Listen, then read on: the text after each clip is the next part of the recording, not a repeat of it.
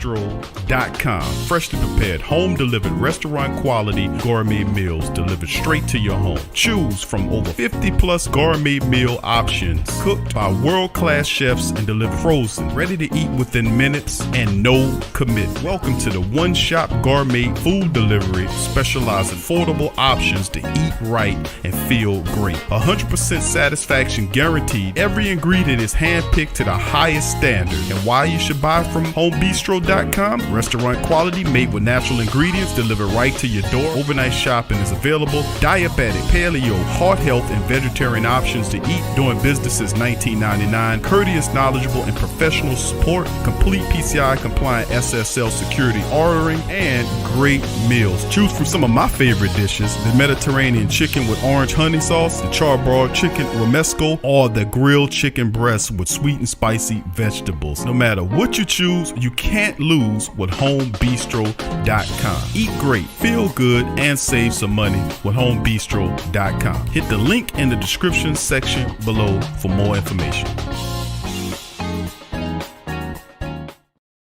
Located in Henderson, Nevada, BucsSupplements.com supplies over 400 pure nutritional supplements, ingredients to hundreds of thousands of consumers and manufacturers. All of their products are available from grams to metric tons through their online store at BucsSupplements.com. Orders received 4 noon Pacific Standard Time shipped the same day. Their FDA-registered CGMP manufactured and distributing facility has a staff over 60 full-time employees that take pride in providing excellent customer service and producing quality products for their customers. The wellness of the community is of the utmost importance to Bulk Supplements. It's dedicated to maintaining all health code and government regulation. Each supplement is tested in their in-house laboratory before distribution, ensuring that all products are safe for consumption. For any additional testing, they utilize reputable and vetted US-based independent labs. Customer service is available 7 days a week from 7:30 a.m. to 4 p.m. Pacific Standard Time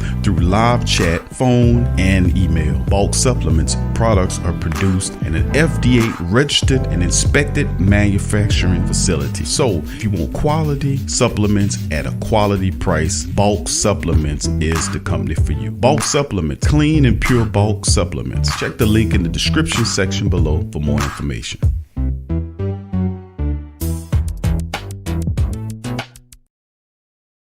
TheWhoThatDaily.com. That's right, TheWhoThatDaily.com. Your one-stop shop for everything New Orleans Saints, New Orleans Pelicans, LSU Tigers, even the top flight boxing news. So if you're a Who That and you're looking for a place to stay up on your team, TheWhoThatDaily.com is your site. TheWhoThatDaily.com for the sport Who That in all of us.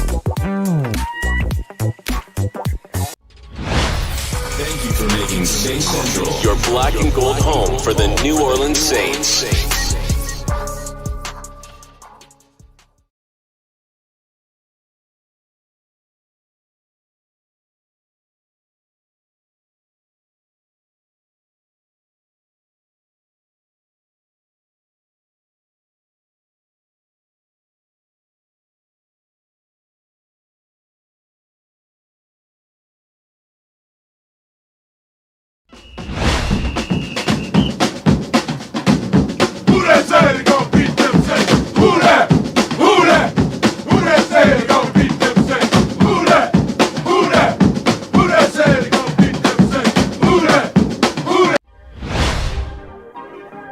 Yeah.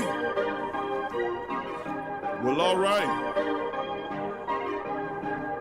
Like you always say, welcome, welcome, welcome. Number one sports talking D. We ain't like the Falcons, we won't blow the lead. Look, all we talk is who that, who got cut and who back. Rookies in the vets, players you should look at. It's the sports coma, you don't wanna miss it. Got the pre-game party, post-game statistics. Get a visit from Sway, maybe DC or 5. It's the hottest thing smoking, Big Q and the guys. Go to YouTube Live, make sure you subscribe. Interviews inside the Saints locker room high. Talk to Drew, Jordan, Zach, Peyton, New Orleans, Who That Nation. Best believe when I say we bleed gold and black. Ain't a miracle or rivalry could ever hold us back. No, Beastquake, Bounty Gate, let the truth be told. It's the sports coma, all we know is say Super Bowl. Yeah. listening to the Sports Coma with Big Q and the guys on the PRO Media Network. What's going on, fam? Welcome to another installment of the Sports Coma. Much love to the black and gold family members. The great Saint Tank is in full effect. What's happening? Who that nation? was going on in the building? Big ups to you and yours. Much love. And on this episode, this is a Tuesday show. This is a surprise stream. We don't usually surprise stream out on Tuesdays. Usually this is for Patreon. And we still going to do a Patreon show tonight. We're going to push it back to about 7 o'clock to our Patreon family members. But I'm just dropping this bit of information and knowledge on the family members today, man. Dealing with it's a veritable landslide of news going on in the Who Dat Nation that I wanted to address before we get into the Patreon show. So if you want to join us, we'll be doing reaction tonight on the Patreon. So feel free to go to patreon.com/the Pro Media Network. That's patreon.com/the Pro Media Network. Link is in the description section below for the family members as well. So thank y'all for chiming in. We'll be able to give you reaction on Patreon tonight. So, sign up. It's $1 a month. It's several different tiers, and it helps out the platform moving ahead so we can keep doing fantastic shows like this as the family base continues to grow. So who that to the black and gold family? Much love to y'all. Thank y'all for being here. Roll call. What's up, fam? Latrell. What's up, Latrell? Who that to you? You got a frowning emoji there. I feel you, Latrell. Tramal, who that to you? Since we losing most of our coaching staff, got a lot of news and notes. So I'm gonna speed over and shout out the entire Who Dat Nation. Y'all give me a shout out by hitting the subscribe button. If you're not a subscriber, hit the like button. If you didn't hit that like button upon coming into the stream, hit the like button as I span on. A lot of news and notes to go over with you guys. I'm gonna try to fit it in. Like I said, later on tonight, we got a Patreon show where we'll be doing reaction and everybody be able to chime in. So Tramal, who that to you? Brian Pearson, who that to you? O'Cooler, who that to you? O'Cooler, good to see you. KB, who that to you? KK504 and the 404 Cold Lady, who that to you, baby? Simply Tasha, who that to you? KB, who that to you as well? Your boy Cuts, who that to you? Says, what do you think about trade Mike Thomas for Deshaun Watson? Hey, listen, let me put it to you like this, family. A lot of stuff is going to be on the table. A lot of stuff is going to be on the table with the Saints. And listen, all I can say is it's not unprecedented for a big paid wide receiver to ball. He got the money. Mike was looking good before the money. Then he got the money. Then he had that big year after the money, and then he got hurt. So this is a finicky, funny ass type acting league. You know what I'm saying? They want you to step up and step out. And when you step up and step out, players want their dough. But if something like an injury occur and the team in their mind think it'll slow you down, and he wasn't a burner anyway, but they thinking they can make do with cheaper options, no doubt about it, they'll try to move him. My thing is I would try to keep Mike, try to restructure his agreement to a degree as well, as the Saints will. They will restructure his agreement. They will roll that money down the line eventually. But first, they got a heavy-handed move to do, as they got to get through this they got 80 million. Listen, fam, we're going to go all of that as much as I can today. So whatever I don't cover, I'm going to be covering it on Patreon. So y'all get a membership. Join Patreon or join the YouTube membership. It's cheap and it helps out the platform, All right, big ups to the rest of the family. Muse of Abysmal Biss, who that to you, baby? Who that to you? Good to see you. Charles Winston, who that to you? Cheryl, what's up, baby? Who that to you as well? All right, who else we got chiming in? Big Low, what's up, fam? Who that to you, fam? Good to see you in the chat. You got a good guy there, Big Low. We sending you over there. You got Terrafano, that's a really good dude. So y'all made a good decision getting Terrafano. And I just want to tell you, from one Who Dat to a Falcon man, is that you are no longer the Atlanta Falcons, Big Low. You are now the Atlanta Saints, because you'll be copying the template of the Saints. All right, big ups to my dog, Big Low. Morgan, who that to you as well? Good to see you in the chat. Morgan, who that? All right, let's see who else we got. Dada, who that to you? What's up, Dada? Joe, what's up? Joe X in the building. What's up? What's going on with you? Joe Gundam, what's up, Gundam? Says I'm still pissed, discouraged, and saddened about the playoff exit. I know, bro. This is gonna sting a while because this was Super Bowl or bust, and this is what busted feels like. It feels just like this. So, but listen, family, we'll all be here together, healing and going through this. So don't you dare think for a second that you'll be going through it alone. We gonna all be our own great saint think tank, Who That Nation Therapy. We all in this together. So who that tell you? All right, GM Kev, who that to you? GM Kev, Tragic 504, who that to you? Charles, once again, I gave Charles a shout out. Same to you, Morgan. Much love to you, fam. Russell, who that to you? Says, now we get to hear about you crybabies, about Thomas was hurt. Just another excuse. I'm surprised we haven't cried about the refs, our champions, of the regular season. Russell, I don't know what form you think this is, but people can talk about whatever the hell they want up in here. This is the Great Saint Think Tank. All these people are welcome to come in here. Everybody got different vantage views. I don't know where you frequently listen to Saint Talk, but the Great Saint Think Tank is a think tank, a collage of different thoughts and opinions. Some people over here, some people over there, some people here, some people there. We all around in this thing. So just open your mind and be receptive of what you hear from these people up in here, because you might learn something up in here. So it ain't necessarily somebody, because these people hurt up in here. They hurt and they pissed off.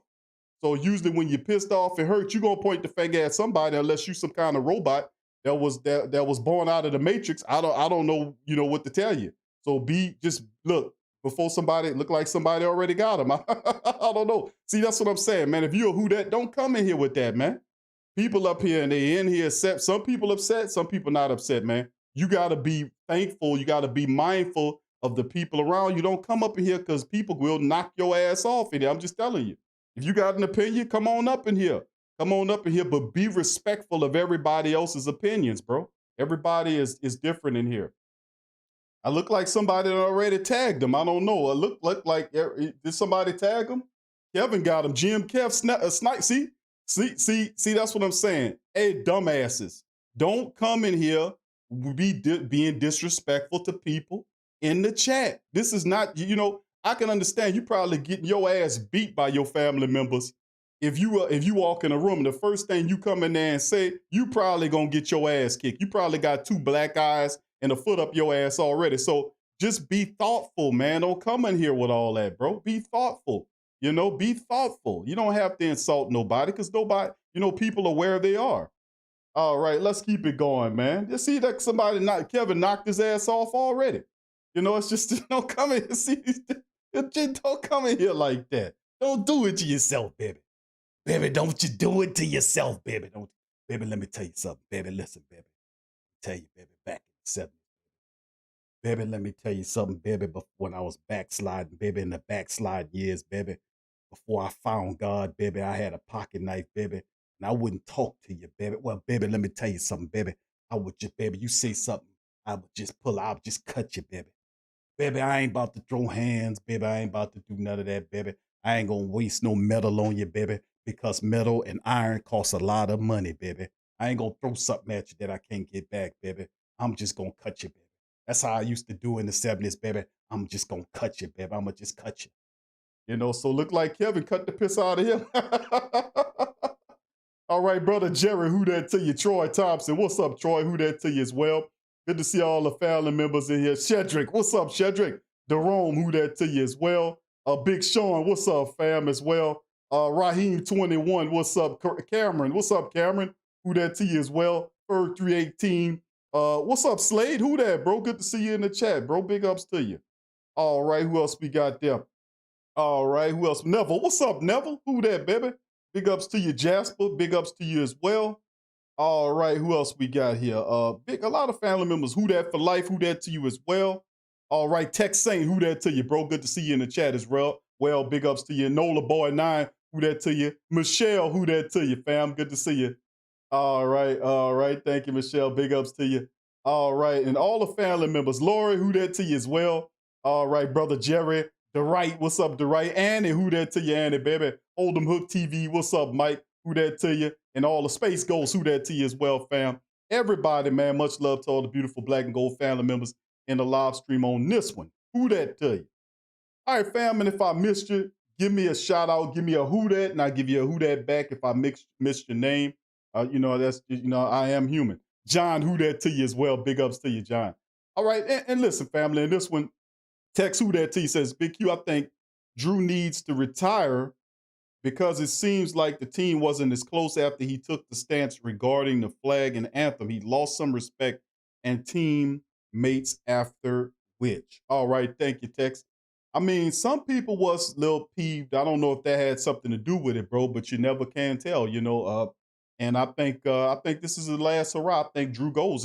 He was having problems coming back last year, and after that year he got hurt again.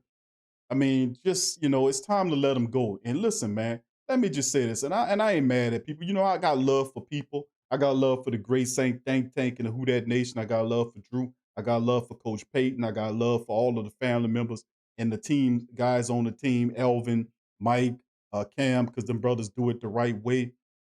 Big ups to you, Morgan. Thank you for the super chat. Says thank you, appreciate you. I can't make it, California, without you and Big Suede. All right. All right, well, we feel the same about you. Thank you. Appreciate you, Morgan. Much love for the super chat. We're going to be all right. We're going to make it through. I promise you. We're going to make it through. And we might frown a little bit, but y'all know me. Y'all going to laugh and be entertained the whole damn way. So I promise you, it wasn't okay. Muse said it was a Buccaneers fan. Oh, don't worry about it. He be crying next week when Green Bay cut their ass down. We should have lost to the Saints. We'd have had a higher pick.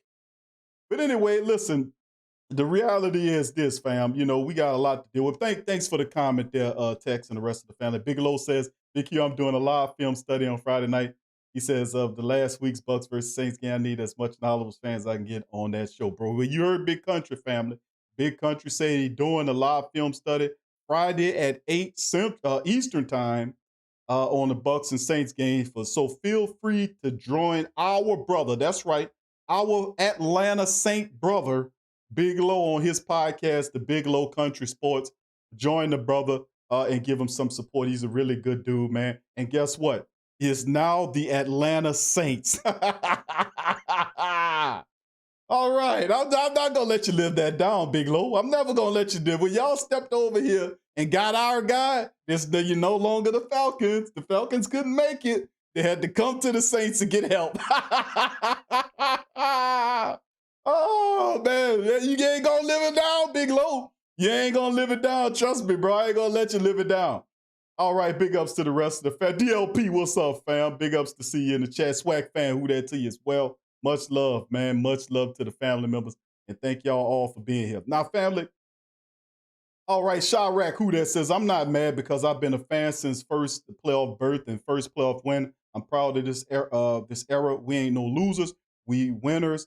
He said the loss hurt, but we can't forget the wins. That's right. You got to build on the positive as well. And there's a lot of things to be positive about. It really is a lot of things to be positive about at the end of the season. Am I pissed like y'all? Who that to you, Will?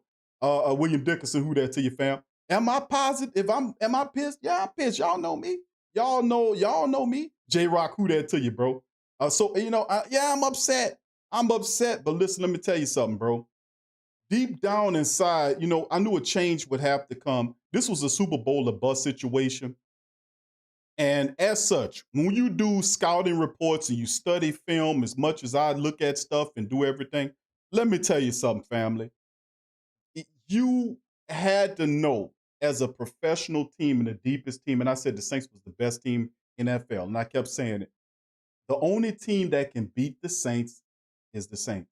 And the Saints beat themselves in the matchup against Tampa Bay. Tampa Bay said, oh, you trying to beat yourself? Well, let me help you do it then. And they did it. They capitalized on a lot of the turnovers that made the game, that pushed the game out of range for the Saints. The Saints came in there and they didn't execute what they were supposed to do. They obviously didn't have the correct game plan because it ended with a loss.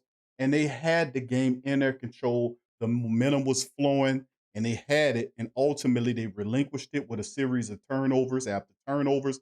And then after that, it was all said and done.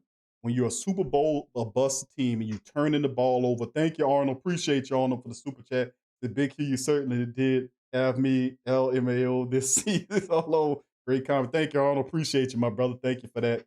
Much love to you, brother Arnold. and the rest of the family members. Appreciate y'all. But listen, we all must understand this, family. The Saints were the best team in the NFL. I kept saying this season long, the only team that can beat the Saints is the Saints. The Saints came into this thing. They turned the ball over 4 times in the contest, 1 fumble, 3 interceptions. The interceptions were then capitalized on by way of Tampa Bay in the short field, converting them into touchdowns, and it pushed us up out of there. See, turnovers. They had 4 turnovers, gave up 4 turnovers, and didn't get nothing back. They gave up 4 turnovers, but didn't get nothing back. You're not going to win like that. You're not going to win like that. And we didn't win. And yeah, I'm hurt. I'm hurt. Yes, I am. But listen, if this is the best this was a stacked team from top to bottom. And this is the furthest we can get was to the divisional round against an opponent we beat twice. We dominated, then turn around and lose. Something's wrong here. I'm just telling you, something's wrong. You cannot turn the ball over in the playoffs. The Saints didn't do 1 mistake or 2 mistakes. They had 4 mistakes in that game. You cannot turn the ball over in the playoffs and expect to win. Tampa Bay had no turnovers, and they capitalized off of yours. You're going to lose, and we lost. So I understand that, and it's time for a change.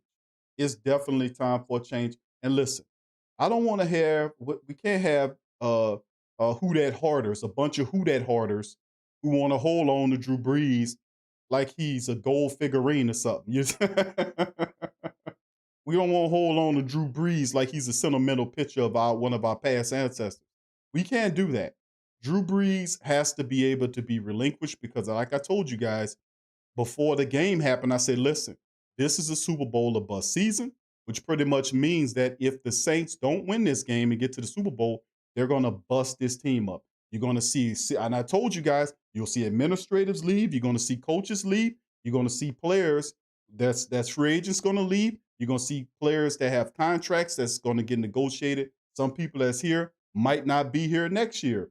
So 80 plus million, like I said, the Saints are at a wall, and it was a Super Bowl of bust move. We busted. Now you got to bust the team up. Now, which direction we go, we got all summer and spring to talk about it. But let's get into the show. Who that to get the black and gold? Who that to you as well?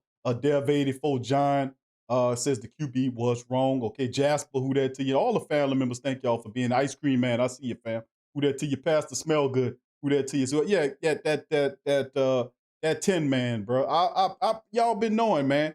I've been blasting that goddamn 10 man all season long. That's why I gave him the name, the 10 man. I've been looking at him on tape. You know, he'll catch a few passes here, touchdowns there, whatever.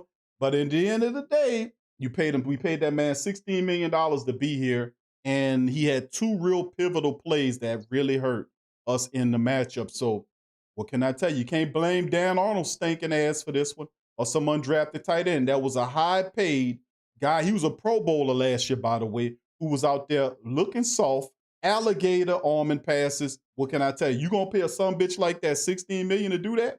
All right. We can point all we want to point. The bottom line is he's gone because his contract is up. We got Adam Troutman there. We got to fire it up and do it all again. The issue is, do you drop a degree? Because you'll have teams on your back now, and you'll have a target on your back. You still have the same system, but there'll be a lot of changes. Okay, Anola 9, who that to you, bro? Byron Lavelle, Joseph Thomas, and all the family members, thank y'all for being here. Who that to y'all? Much love to the family members. I appreciate y'all being here. Please hit the like button if you hadn't already hit it. Hit the subscribe button if you hadn't already hit it. And give me a second. We'll go through, man, a boatload of news. Note 9. I was going to play some Drew Brees, but I decided to forego that. This is not going to be a long show. This is simply going to be a show in which we go over a boatload of news. And then for reaction, I'm going to then move over to Patreon because tonight is Patreon night. I'm just dropping this to talk to the family members because I didn't talk to y'all yesterday. I kind of took the day off. I had some other projects I was working on as well. But, you know, I just wanted to talk to you guys. And I didn't want 2 days to go by without addressing the Who Dat Nation. So much love to you guys. So give me a second and I shall share of the screen. We'll start off with a boatload of news. So strike upon the like button, family. Much love. All right, New Orleans Saints Terry Fontenot named Atlanta Falcons general manager. Big shout out to Big Low. This is what I was talking to our Atlanta family about, is that the Atlanta Falcons have hired Terry Fontenot as their general manager, pairing him with recently hired Arthur Smith to return the franchise to the playoffs. Now, this is, of course, was something that we talked about. We knew that was in the works. We ain't broke the news, but we covered this news on the previous show, that they were waiting for the Saints to get out of the playoffs via the Super Bowl or what have you. But a handshake, wink, wink deal was already discussed between Fontenot to become the team's new general manager. And they get a good one. Now, the 40-year-old Fontenot becomes the first black general manager. Really? Is he the first?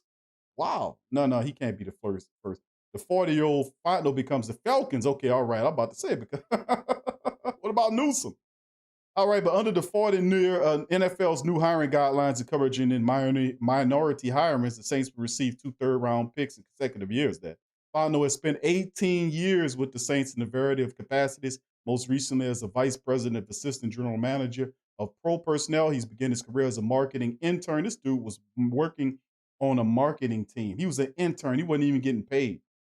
He walked over there, and now he's running an NFL team. Don't tell me about opportunity. Don't tell me about hard work. Don't tell me about vision and having stick-to-itiveness. That's right, old school word, stick-to-itiveness, which means having the gumption, another older word, to stick to your vision, stick to your process, think and stick to your vision of your dream. This man was a marketing intern, and now he is a general manager of a pro football team. Man, that's simply amazing. Then he moved into the scouting department. He held the most recent post for the past year.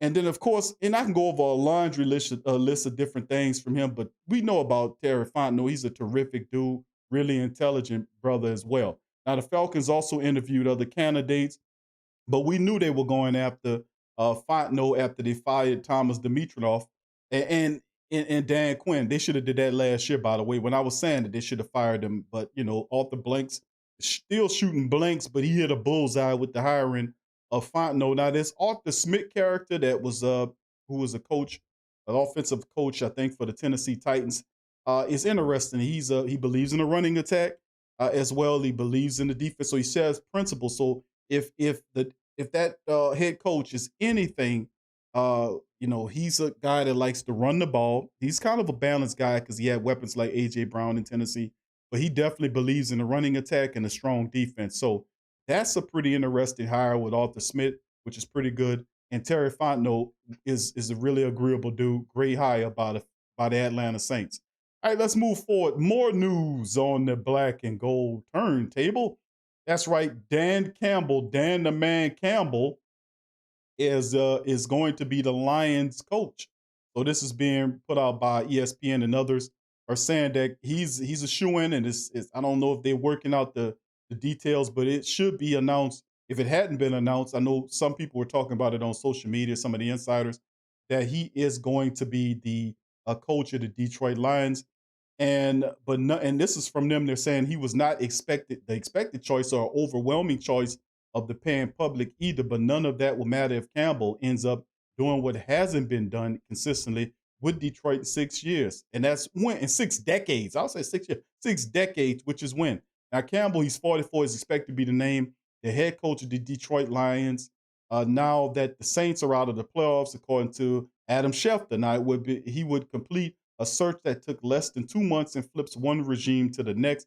Now, before that happens, the Lions will likely want to bring him in for a second interview, but barring something unforeseen, they're saying from what we're getting and out the reports that I was looking at, it's official that he's going to be the guy. Now, going on to Matt Patricia, which I call Ralph Cramden, and GM Bob Quinn with the 3 straight last place finishes. And Brad Holmes, who comes on, who's a really smart dude, comes over from the Rams. He's the college director of the college scouting over there.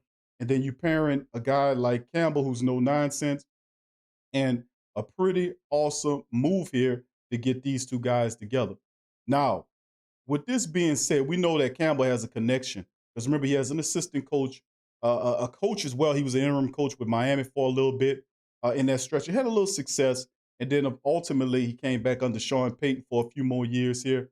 But 11 years, he doesn't have a lot of coaching experience. 11 years, but Campbell played in the NFL for a decade, so 11 years there, 10 years as a player. Very well respected guy, tough guy, focused guy, concentrate. Campbell's a solid person, man. And he's 12 games through the 2015 season. He was 5-7 as an interim coach with the Miami Dolphins, and that team sucked. So with that being said, we losing Campbell as he moves on to go to become the Detroit Lions head coach. So that's a part of it. And sidebar, for those who don't know, this guy could be joining them. Aaron Glenn set to leave the Saints to join the Lions as the defensive coordinator. We said this. We talked about this. The Lions have yet to officially hire their head coach, but all signs are pointing, and this from NFL.com, this point to Campbell as the team's choice. He's starting to assemble a staff with a fellow New Orleans assistant joining him, with the two sides closely closing on the deal. Saints secondary coach Aaron Glenn is headed to the Lions to join Campbell's staff as the D coordinator. This is Ian Rappaport. Glenn worked on the same staff with Campbell under Coach Payton in New Orleans for 2016 to 2020. The former defensive back was also a head coach candidate with the Jets, where he interviewed for the position before the team ultimately chose 49ers defensive coordinator Robert Saleh, a former first-round pick back in '94, a cornerback that made 2 Pro Bowls during his playing days. And he spent, almost 20 years, I won't say Aaron Glenn played in the NFL, as you can see. The Lions established a new coaching staff under new Brad Holmes, and following the 5-11 campaign, which Matt Patricia was fired 5 weeks remaining in the season. So there you go. So you're losing Matt Campbell. Aaron Glenn has already agreed to join Matt Campbell's staff in Detroit. So there you go. So you're losing those guys as well, and you're going to have to retool there. Very important. Now let's move on. And of course, speaking of defensive coaches, New Orleans Saints assistant defensive line coach Ryan Nielsen will not take the LSU defensive coordinator job after all, as we reported on Tough Tiger Talk. Language in the agreement made it a problematic move. No, it wasn't. What happened was, Coach Payton said, I'm losing Campbell. I'm losing Aaron Glenn. I can't lose Ryan Nielsen either. That's my guy. I found him at North Carolina State churning out a top-level defensive lineman into the NFL. I found that guy. Go get your own damn guy. That's what Coach told Coach O. But the reality is, getting it, not only did they give Nielsen a promotion, but they also gave him the assistant head coach title and a new contract. Let's get into it. So LSU's search is going to have to keep on going on, as Rittenberg adds that Nielsen has been given a 3-year extension by the Saints, and then the term added to his title, assistant head coach to boot. So he gets Campbell's old title as well as a 3-year extension and more money to stay with the black and gold. And this could be really interesting, because another story, I'll get into it in just a moment, could force one of these guys front line and center. Now, hold on here just a second. Saints assistant since 2017, Nielsen reportedly informed Coach Payton of his interest in LSU open Monday following Sunday's loss to Tampa Bay. And LSU was in the process of finalizing the deal. He had agreed to the deal to become the defensive coordinator for LSU. He has ties to Coach O. Used to play up under him when as a player for the team, and as well. So a lot of connections there. Like I said, it's a brotherhood. But Nielsen was then, Sean Payton was like, we can't let this guy go, man. This guy transformed T-Rex into a top-level defensive lineman. He helped turn David Onyemata into a wildebeest. He refined Cam Jordan's game. He's going to help us turn Davenport into what Trey Hendrickson was. So, we cannot lose him, says Coach Payton. As you can see, his pedigree right there, having all type of connections. And, of course, this was a great hire by Coach Payton. He took his time after firing Bill Johnson, who's, by the way, at LSU right now. Boy, you can't get rid of these old suckers. They're like old Army like armored up roaches or something. You can't get rid of them. these old half dead ass coaches, man. Bill Johnson barely hanging on. He's an analyst now at LSU. I mean, good grief, man. Okay, this is what I'm talking about why they had to retain Nielsen. Look at this report. Saints defensive coordinator Dennis Allen's interviewing with the Eagles. See, a lot is turning. A lot of change.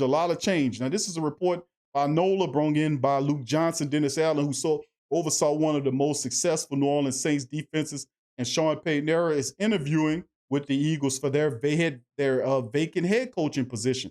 Allen has served as the Saints coordinator since 2015 season, has oversaw a complete turnaround of a unit that finished number 31 in the total defense and number 32 in scoring defense in his first season.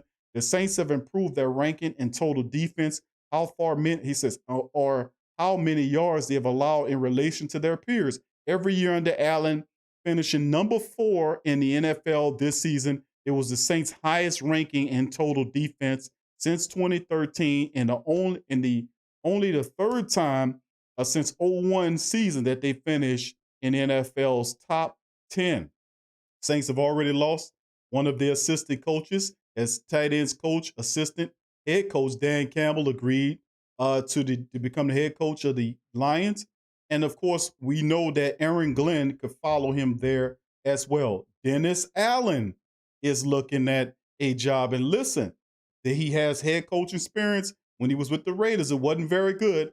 But, they don't look at that most of the time. He's a lot seasoned than what he was when he was fresh-eyed, bushy-tailed then. He's learned a lot. And I tell you one thing, he gets that job with the Eagles, the first person he's going to hire is Pete Carmichael as his offensive coordinator. I promise you that. If he gets that Eagles job, he will bring Carmichael with him to Philly and have him to run that team. Did you hear what I just said? Did you just hear what I just said? Sea of change is happening in the black and gold city. All right, let's keep on going. Let's get to the players now. We covered the players. Let's go to the personnel and the coaches. Here come the players. Saints star Michael Thomas to receive off-season surgery on his ankle. Now, of course, he was playing on this ankle and that required surgery during the season. Mike was just kind of holding on. He was trying to help the team out. Now he's going to have some surgery on the ankle. And of course, the question is going to be asked, Q, he getting surgery on that ankle, will he be worth the money? That is a fair question. That is a very fair question. Mike is still very much young, but remember, speed was never part of his game. That was never a part of it. And ankle won't stop Mike from catching the ball, even though people say, Q, he didn't have a catch in the Tampa Bay Buccaneers game. Come on, Q. He didn't have one catch in that game. 100 million, 0 catches. But it's a summation of everything. You just can't key in on one game. He didn't have a good game. Several of them didn't have a good game. But your $100 million wide receiver cannot disappear in contests like that. He most certainly can't. But after a difficult injury-plagued 2020 season, the Saints star wide receiver Mike Thomas wanted to go surgery on his ankle this offseason, according to ESPN reports. Thomas injured his ankle in week 1 against the Bucs. He dealt with it the entire damn year, pretty much. He missed 6 weeks immediately following the injury, though one of those absences stemmed from the coach's decision after Thomas got in practice altercation. He briefly returned the lineup after Saints shut him down. Then remember, he left. He had hamstring issues as well that was tied to it. ESPN report indicated the surgery will be to correct a torn deltoid ligament in Thomas's ankle, as well as other injured ligaments in his high ankle. There we go. Thomas reportedly motivated to be on the field for as much as possible what was likely quarterback Drew Brees' final year.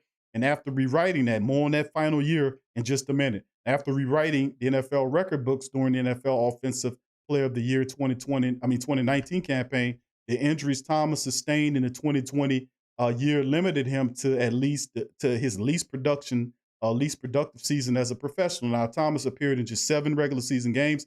He caught 40 passes for 438 yards. He turned in a career lows in receptions per game, 5.7 receiving yards per game, 62.6 catching rate of 72.7, and he failed to reach the end zone in the regular season for the first time in the first time in his career. So no touchdown catches for him this year. He caught a touchdown in the Saints playoff opener against the Bears as a part of the 5-catch, 73-yard performance, but he did not record a single catch on 4 targets in the Saints' season-ending loss to the Buccaneers. he signed a nearly $100 million contract with the Saints before the start of the 2019 season. Before the past season, he only missed one game due to injury his career. It's a good money move. It's a good money move. But all chips off the table, man. I say you're gonna have to reshuffle his agreement to a degree, and I think Mike, understands that, and most of the Saints players that they do understand that. So we'll just have to monitor. More news to talk about. Moving on in the black and gold world. But how about this? Did you know this? Baltimore released former Saints running back Mark Ingram. That's right. The Ravens have put Ingram out in the street. Mark Ingram has been released. And let's look at the report. Mark Ingram will be free agent again with the former New Orleans Saints running back saying his goodbyes to Baltimore on Tuesday evening. This is reported by NFL Network. Confirmed his release with salary cap commitments cited as a reason for Ingram's exit. Baltimore will recoup roughly about $5 million against the 2021 salary cap following the move. This will be an ongoing thing that you're going to see a lot of going into the season. I'm keeping it real with you. You're going to see a lot of people like this because a lot of teams have to get underneath that cap. The Saints are 80+ million over, so watch out. Now, the conclusion was kind of telegraphed by Ingram remaining inactive for the Baltimore throughout the playoffs despite a clean bill of health. He outplayed by younger ball carriers, which is J.K. Dobbins. When they drafted J.K. Dobbins out of Ohio State, I said, you know what, that's in Mark Ingram. And then Gus Edwards had a pretty good showing as well. Two cheaper, younger backs, that spelled the end for Mark Ingram. No doubt about it. And of course, we remember Mark from his days at Alabama, many years here with the Saints. But in that match, and this year, he had 274 on carries, 1,300 yards rushing, 12 touchdowns, plus 32 catches for 297 and 5 rushes in 2 seasons with the Ravens. So that's 2 years worth of combined numbers. A first-round pick out of Alabama back in 2011. He remains the Saints' all-time leader in career touchdown runs, 50, but his close friend and with his old teammate Elvin Kamara is quickly gaining on him, 43, and the great Deuce McAllister. So he has 50, Deuce has 49, Kamara has 43. He's going to not only catch it, but set it.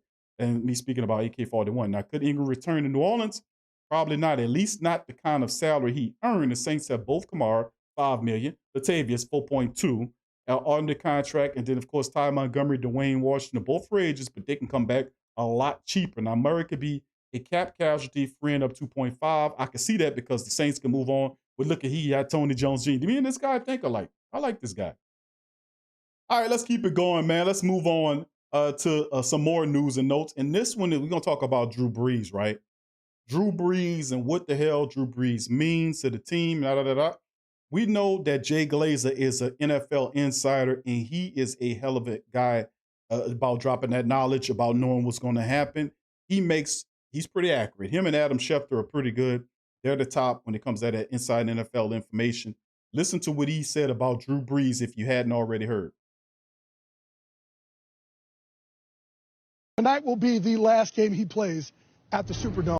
Y'all put one in the chat. Still shaking from that piece from Tom Rinaldi. Incredible, right? Drew Brees. Tonight will be the last game he plays at the Superdome. And whatever his last game is, if they lose tonight, if they lose next week, that'll be the last game he plays in the NFL. I really believe this is it. You believe it? That is it. No, that is it. Drew Brees will be done. That's it. Tom Brady will continue. Drew Brees, this will be his last game in the Superdome. All right. He says after if he, it's all written. That's his last game in the Dome. When the season ends, that's his last game as a Saint. Time goes on. Drew does not. He retires. Jay Glazer, pretty good insider on this type of stuff, saying that Drew Brees is done. I myself said Drew Brees is done. His body can't take any more of it. His spirit may be willing, but his flesh is weak. And plus, he's talking about commitments to go and talk about, games with the NFL. And, of course, he's going to do college game, the Notre Dame games.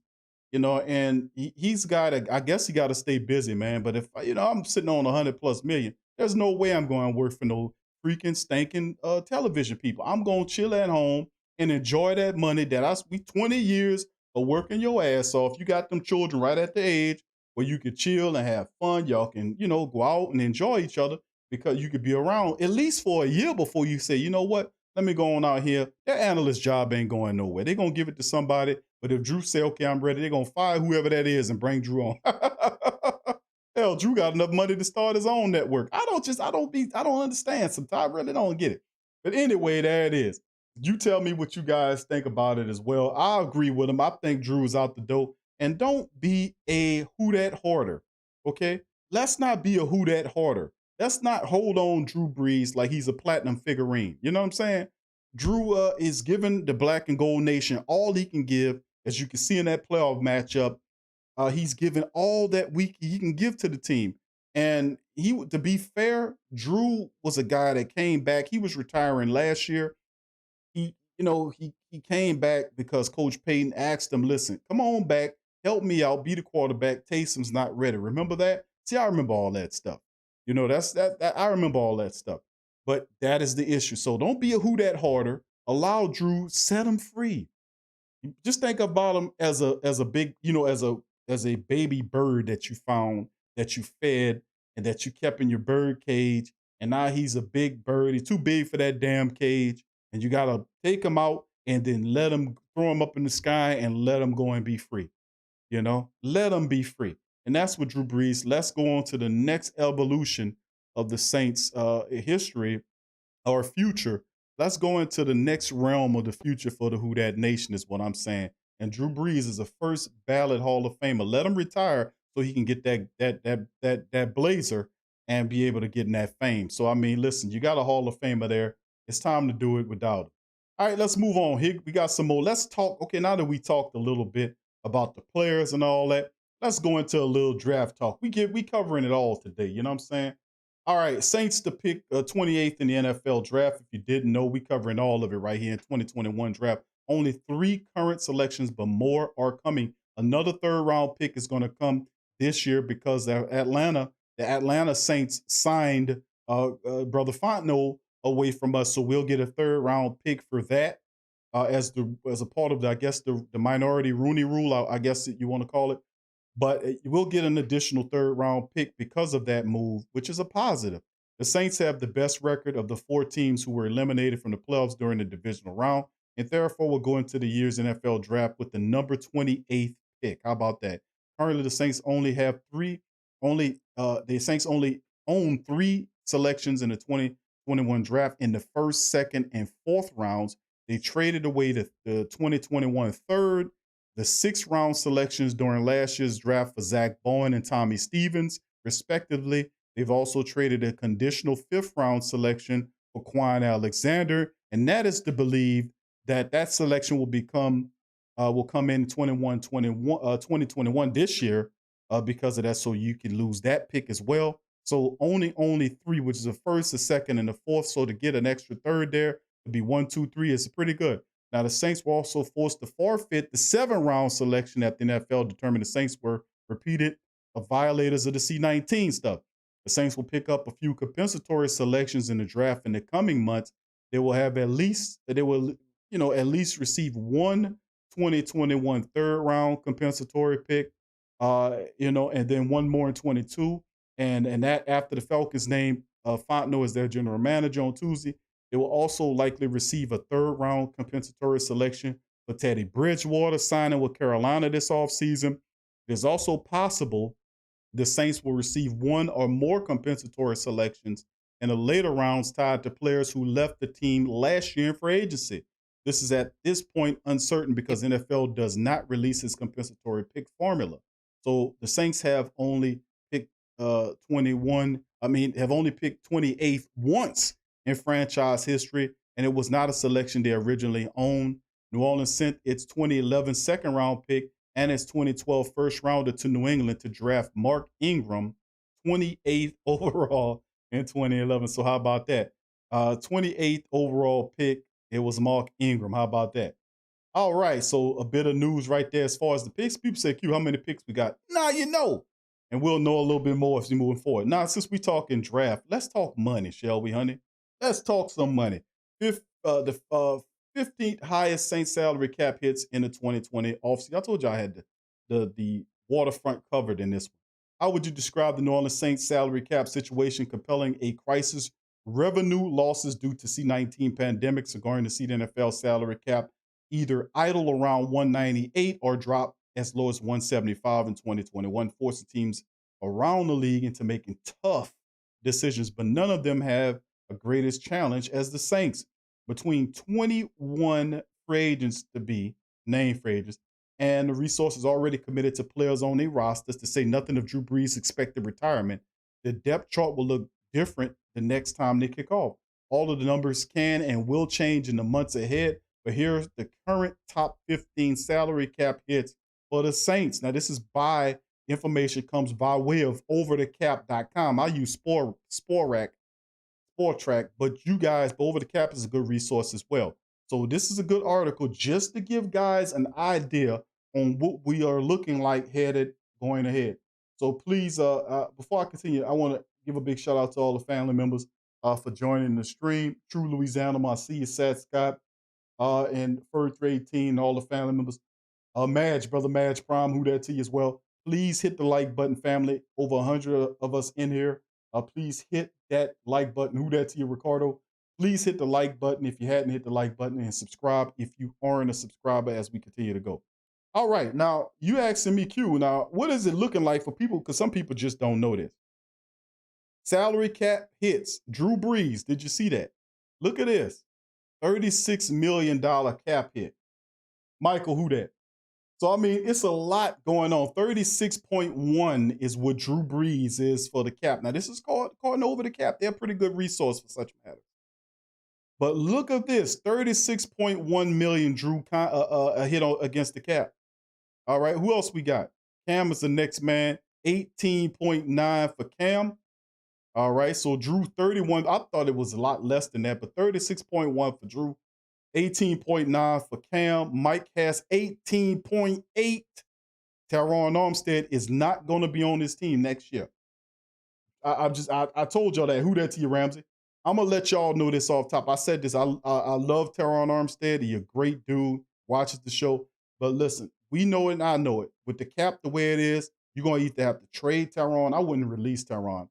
You know, if we can, he's been agreeable to rework his deal to get down, but I don't know if you're going to be able to do that. You might serve yourself best by trying to package some players and possibly move them. But then again, you got to shed salary as opposed to trade salary to get more salary. You see what I'm saying? So some guys are going to just have to be outright released. Is Teron Armstead one of those guys? Look at this, 16.2 mil, a salary cap. Taysom Hill is up here. He has 16.1. And many people consider this season not a good season from Taysom Hill. I disagree. Taysom Hill came in there and he gave the Saints some real good production during the year. We could have used him in the playoffs, but he's a tough guy, man. He don't really miss as many games, but you can see that he was starting that pain game really starting to add up on him as he missed a series of games, including the playoff game against Tampa Bay. But we could have used his skill set, no doubt about it. 16.1 Taysom is a cap. Jack Rabbit Jenkins at 14.2. This is interesting too. I'm hearing rumblings about Jack Rabbit Jenkins, Teron Armstead. I'm hearing some rumblings here, man. I keep telling you guys that this team is not going to look the same. Quan Alexander, 13.4. Of course, the Saints traded for him. He was just making $500,000 on this current deal. When the season becomes over with, his money escalates to about $14 million for the next 2 years. The Saints are not going to keep that, and hopefully they can keep him at a discounted rate, a severely low discounted rate, a prove-it deal. Something of which to stay with Demario Davis, who's under contract for the next 3 years. Of course, Andrus Pete's 11.6. What happens with Andrus there? A lot of people don't like Andrus. I do. All right, Ryan Ramczyk, 11. You got to pay Ryan. $11 million cap hit. Demario's 10.8 with his new agreement there as well. Emmanuel Sanders is $10 million flat, as you can see. Marshawn Lattimore at 10.2. David Onyemata at $10 million. I'm just giving you all the numbers. Malcolm Jenkins is 8.4. And Nick Easton is $7 million, and that completes the list. I want to say, yeah, that's $7 million. I don't know how, and that should take care of itself in terms of Nick Easton. I think he'll probably ultimately be released, but The Saints are going to build. This team is going to look a little different. The Saints are going to draft. The Saints are going to look for undrafted guys and cheap veteran free agents to help build this team going into the future until the cap starts to go the opposite way of what it was this year when it starts to improve. But this C19 stuff got everything messed up. So as you guys can see, this is a lot of money. 16.2 for Teron, 16.1 for Taysom. This is cap hit money now. 14.2 for Jackrabbit, 18.8 for Michael Thomas, Cam, 18.9, and of course the immortal Drew Brees, 36.1. That's why I was talking about kicking a can and mortgaging the future of the team for a Super Bowl. It failed, and now when it failed, you have to dismantle this whole matrix, and you're going to have to. It's not a total dismantlement. It's more like a renovation. It's a renovation because if you dismantle, it's like looking at the Superdome, 20 years ago versus what it is today, and maybe 25 years ago of what it was, what it is today. You go up in a dome, they moving out the most steps, putting in fancy spiral staircase escalators. They're putting in, sunlight, not sunlights, but they're cutting in holes in the roof and putting in, windows so you can be able to let some of the sunlight in to naturally light the dome, so it don't have to be all, what I'm saying? Creating more of an environment that's conducive to the fan. Like you go out to Champion Square, how they built that up. That wasn't there 25 plus years ago, you know what I'm saying? And they're just beautifying, and really they gutted the structure after Katrina and basically built the dome basically anew from an interior standpoint. So just look at it like that as being a bit of a renovation, because you still have Cam, you still have DeMario, you still have a lot of the pieces here. You just accentuate those guys' talent with complementary pieces that don't cost as much money. So that's the 15 highest salaries, salary cap hits in the 2020 offseason. That one's coming from the Saints Wire if you want to do your research. And finally, after all of that, I've been talking for almost a damn hour. Jermaine, who that to you? Darius Sampy, who that to you? Michael Nelson, who that to you? And Heavy C, who that to you? Finally, the last article, these 21 Saints are set to be free agents in 2021. I done covered the waterfront, didn't I, fam? We done covered it all. All right, let's get into this one, the final story here. The Saints season came to a sudden end, forcing fans and observers to shift gears toward an unpleasant offseason. There's a long list of free agents to contend with 2021, and that doesn't even get into the potential salary cap casualties. That's a problem for another time. So for now, here's a list of Saints free agents headed for the open market in March, along with their designations, whether they're unrestricted or restricted, and exclusive rights. Now, you know what unrestricted means. Any team can offer them a contract, or restricted means the Saints can get compensation if they leave or even match their deal. Like if they restricted and they sign a deal for 2 years, the Saints like it, they can match the deal. Or if they leave, depending on what designation you placed on them, you can get a pick for that of some sort. We'll see. And exclusive rights guy, either play for the Saints or no one, and we'll go over all those guys. So first up the bat, Marcus Williams.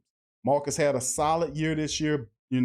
Later on in the year, as he started to pick up steam. Early on, he looked like his old self, but he started picking up steam on the back end. This guy is not going to be a Saint next year. I've been saying that. And I think their replacement is already on the team in the form of Chauncey Gardner-Johnson. That's just my take. Or you can keep Chauncey Gardner in the slot and draft the safety with the 28th pick, or do whatever you got to do. You get what I'm saying? Because there'll be guys that'll be available you can take there that can be hitters like a Jonathan Abram, or you can find a good safety, there to help out. Now, Marcus Williams is a guy that's unrestricted, so the Saints don't get anything if Marcus leaves, which he will leave. I keep telling people, for whatever reason, I see a silver team, him wearing a silver helmet next year, whether that's Dallas or Detroit, I don't know, but I just keep saying that. Maybe it's Dallas. No, you know what? It could be Detroit, being that Campbell's going up there and Glenn is going to be the defensive coordinator. So I might be getting that silver helmet, and that might be Detroit. You know what I'm saying? But anyway, let's keep it going. Alex Anzalone, a lot of people say, hell yeah, get the hell on. He's an unrestricted guy. A lot of people didn't like how he played this year, including myself. I thought Alex Anzalone was too careful. He was tiptoeing through the tulips all damn year long. He didn't play with his hair on fire this year. It wasn't the same guy. He lost something. I don't know what it is, but he lost something. He lost something. And he lost a job here. So whatever he lost in his world to make him play football the way he is caused him to lose his job here, which I don't see the Saints bringing him back unless he comes back really, really cheap. So he could be another guy to end up with the team that he playing with right there. You never know. All right, Trey Hendrickson, he's unrestricted. Trey Hendrickson busting out the woodwork, a double-digit sack season. Is it for real or is it just an anomaly? We don't know, but we won't find out because Trey Hendrickson won't be here. He won't. He's going to go for the payday. Might end up with Dallas, might end up, with a team that has a lot of cap room, Jacksonville, the Jets. It could be, he'll look, I could see Trey in playing for the Jets and Green. I could see that. They can use him, his type of performance, and they got all kind of money. So they don't even look forward to these guys, the guys that I mentioned. PJ Williams. Now, PJ Williams, don't ever write out PJ Williams because we said this before. PJ Williams must have tape of Sean Payton doing something he ain't got no do, or doing pictures of him in a compromising position or something because he keep finding his way back on his team. It's no rhyme or reason. He's bad on tape, and he's not versatile, meaning that if you're versatile at doing something, meaning you're good at doing two things. You're not versatile if you're bad at doing two things. Nobody calls a person that's bad at something versatile. They don't even reference that. That's silly. But if you're good at what you do, then you can do this and do that. Well, you're versatile. You can do some things successfully. This guy doesn't fall under that. PJ Williams, I've said it before, should be gone. They should be giving guys like Keith Washington Jr. an opportunity to play. PJ Williams has burnt his draws here. Not only that, but his shirt, if you order his jersey, it comes pre-burnt. We already know what time it is with PJ Williams. Peanut butter jelly Williams. Oscar la vista to you. Go make somebody else secondary look shitty. Matter of fact, once you go up there to follow and Marcus Williams to Detroit with Aaron Glenn, that's what you need to do. Take him up there with you, Aaron, because we don't need him. But you never know. PJ could come back here, man. I don't know how we keep bringing his ass back, but I don't know. He must have pictures of Peyton or something. I don't know what's going on with that one. Tight end Jared Cook, of course, that's over with. Jared Cook is out of here. His contract is done. He was an absolute bum-ass, 10-man, garbage-ass tight end in the playoff game we needed the most. He fumbled the ball that ended up on a short field, which they would convert into a touchdown. He also let a ball go right through his hands, off his shoulder for an interception that sealed the deal when the Saints were marching. Bum-ass tight end. He also armed a pass early on, which I believe it was a third down pass, a really crucial third down. It was a second or third down pass, I forget. But it was a real crucial play that needed to be made. And he alligator armed it. You can't be a $16 million tight end and alligator arm it. He was soft. He was slow. He was disconnected. He looked unconcerned. He was half dead. Take your half dead ass out of here. So he's a free agent. You don't have to worry about Q. Do we keep Jared Cook? No, we do not keep Jared Cook. He's an unrestricted free agent. That means the moment the Saints season ended, his obligation to the team is over with. He could take his slow half dead ass somewhere else. Seriously. All right, James Hurst is another guy there. He's a cheap, like $1 million. I think the Saints paid that man with canned goods and used bubble gum. You know what I'm saying? But you can bring him back for a cheap agreement, but he is unrestricted. Sheldon Rankins, this is a big one. Now, I want Sheldon back. I wish he would work with the Saints on a 1-year deal because he was coming off that injury to stay and see what he can do. I'm 50-50 on Sheldon doing that versus going for a payday. But if you're a team like Dallas, or you're a team like the Dolphins, or you're a team like Jacksonville, or you're a team like the Jets, or you're a team like the Lions, or you're the team like any of these guys, if Aaron Glenn is the defensive coordinator, he's going to look at guys, so is Matt Campbell, that he knows, and he's going to look at a few of the Saints guys, and Sheldon Rankins could be a Detroit Lion. I'm just saying. They know, and we can't retain them. We can't keep them, but guys, people going to look at free agency and see Sheldon Rankins there, and they're going to offer him a contract. So we're going to probably lose him as well. We can't retain too many people. Craig Robinson, unrestricted. Craig could, it's time for Craig to go, man. If Teron Armstead doesn't end up on this team, Craig Robinson shouldn't be on this team anymore either. Craig Robinson Is he mostly an energy effort guy, and, a rah-rah guy. He's a high character guy, but as terms of athleticism, he is nowhere else on the field. You know what I mean? His time is over with. And it's time to let young guys like a Caden Ellis, guys like that get an opportunity, a Zach, guys like that make their comeuppance on that. We'll find free agents like we found Joe Pesci and undrafted free agents to come in and play. But, we'll see. Craig Robinson, if he takes a cheap deal, what he's been doing for the last several seasons, he'll more than likely stay. But I say, man, wipe the slate clean, get younger, get faster. JT Gray, I think JT Gray comes back. He's a solid special team ace, signed a 1-year deal. He's restricted now, by the way. He's restricted. Craig was unrestricted, and so was Sheldon. So we're not getting to the restricted guys, which mean if you want these guys, it's going to cost you something. I think JT Gray stays because I don't see anybody offering him that kind of money to be a special teams ace for nobody. I just don't see that. Michael Burton's unrestricted as well. The fullback, the Saints, really cheap option there. I don't see no problem with them bringing him back. Only issue is I see the Saints could use a more versatile tight end, a guy that could be an H-back, a guy that could play tight end in the pinch. You know what I'm saying? Maybe they can look at the draft and pick up the best tight end in the draft with the 4th or 5th selection. Because Burton, he did all right this year. But wouldn't you like to have a guy that has running back speed, who can play fullback, who can be a running back when you need him to be, who can play into a tight end? That's what type of guy, like the fullback, the tight ends, I can't pronounce the guy's name, Justin Kruzak or Krasinski or whatever his name is. That type of guy, that type of tight end is what would accentuate a Sean Payton type offense.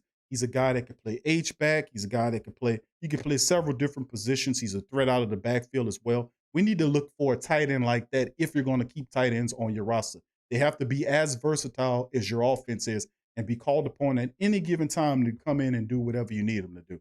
So I would say look for somebody a little bit more talented than Michael Burton. Even though I didn't like Burton, Burton played well this year. But if the Saints want to keep him, I don't think he'll be that expensive. Justin Hardy signed a 1-year deal. Of course, Hardy can't cover a bid. He can't too much do anything but play special teams. He was a cheap signing. He could be back with the Saints as well. It's only a matter of time. Dwayne Washington, who was our third-string power back for the Saints, he's also a special teams ace. He's unrestricted. He could ultimately come back for a cheaper rate as well. DJ Swearinger could come back as well. Cheap veteran move with experience who's been in that defense. Wouldn't be surprised if Swearinger comes back as well. Ty Montgomery was a good addition late in the season. I like what Ty Montgomery was able to do against the Carolina Panthers in Week 17. He has some plays in the playoffs, but, he was hurt during the season, but he's a versatile weapon who can play running back, wide receiver for you. He line up in the slot. I say if the money's right, bring him back, man. He has a valuable skill set that'll help this team. Benny Fowler disappeared. He got hurt, disappeared on the IR, didn't see him anymore. I think that should be the end of Benny Fowler. We need to focus on these young guys at wide receiver. Ken Crawley, no need to break that down. Hell no on Ken Crawley. Of course, LaJordan Humphrey is a restricted rights free agent, so we will retain him. That's good news that Humphrey stays with the Saints. Winston is unrestricted free agent, but the word on the street is that Jameis Winston wants to come back to New Orleans, and also the word on the street is several other teams are interested in Winston as a potential quarterback as well. Do the Saints get in a bit of competing battle to land Jameis Winston? If several teams want Jameis Winston, and he won't be making $1 million for you this year, he's going to make at least maybe $3 to $4 million per season. Do you do that? And then, and what if another team offers a 2-year deal for Jameis Winston? Do the Saints match that 2-year deal or a 3-year deal? Because I'm hearing rumors that Jameis Winston looked good enough where other teams are willing to be able to look at him as a potential quarterback there. Now, I'm just not saying he tore up the league like a Teddy Bridgewater did, but Jameis Winston has interest, and he stayed out of trouble this entire year. He was a perfect and model teammate, and that's all he really had to show a lot of people that thought, was he serious about football? Jameis Winston is a major question mark, even though we've heard Coach Payton says that they want Winston to come in. We heard what Drew says, but that he's the future of the team. We know he says stuff about Taysom. It's hard to believe Sean Payton because he be lying so much. You told him you want that Jameis. First of all, it was Teddy Bridgewater's team. Now it's Taysom Hill's team. Then you begged Drew back and said Taysom wasn't ready yet. And then you signed Jameis Winston, who has more experience and more, all this kind of stuff. And now you got Winston. It's going to be a whole screw fest. And hopefully we get whoever we need to get as the quarterback and don't go through an entire, camp at the start saying who's going to quarterback on. You know what I'm saying? If they got to compete. So we'll just see, man. It'll be interesting. Cam Tom is another dude there as well, a backup offensive lineman. I think Cam Tom returns, man. Cheap contract. You can get him back. Johnson Batamosi released the bum. He was on the IR. Jake Cutroll might have an opportunity. I don't know. We have a lot of talented wide receivers, man. That's there to be an uphill battle for a guy like Cutroll. He might end up going back to Buffalo. And, of course, Noah Spence. Remember Noah Spence? He was a former Buccaneer, got hurt. The Saints put him on the injury report, and he could be a cheap return to the team as well. So a lot of these guys could be camp bodies that come in to play like a Johnson Batamosi or Noah Spence and these guys like that. But these are the Saints' undrafted free agents, restricted free agents, and exclusive rights free agents. This isn't the entire list right here. We done went through the whole goddamn thing. And the top one sitting at the top is Marcus Williams. So, oh man, that was a lot of damn talking, wasn't it, fam? So let's go through a brief synopsis of what I talked about for 70 damn minutes now. Let's go over. We're going to start with it. With this one here, we started off by talking about Terry Fontenot, named Atlanta Saints general manager. That's right. I didn't slip. I said the Atlanta Saints have signed Terry Fontenot because the Falcons, when they failed to win last year, they said, we're going to go to the Saints for help. When you did that, you are now taking on Saints information and knowledge to make yourself better. With that said, you're no longer the Atlanta Falcons. You're now the Atlanta Saints because Fontenot is going to build you like the Saints. So we just put that out there. All right, Dan Campbell will be the coach, and it's not official yet, but they're working on the money. They're close to finalizing the deal. By the end of the day, if it hadn't already happened, Campbell will be named the coach of the Detroit Lions. Now, we know Campbell is our tight end coach, and good luck and good deal for Campbell. He's a smart dude, and he deserves it. Now, Campbell already said that he has the job, and he's offered Aaron Glenn the defensive coordinator job for the Detroit Lions. That's already accepted, so you're going to lose Campbell and Aaron Glenn to the Detroit Lions. We dropped that. We broke that down. We also talked about the fact that the Saints couldn't let all their people go. So Sean Payton did a block, basically a CB move, a CB move on Ryan Nielsen in the LSU Tigers to block that move going on there, and then ultimately giving Ryan Nielsen a raise to remain as the Saints defensive line coach, as well as the assistant coach job. Now this is problematic.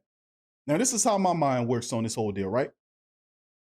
Now, you get Nielsen back and you make him the assistant coach. Not Dennis Allen, but Ryan Nielsen, your defensive line coach. Why is that something you need to worry about, Q? Because of this.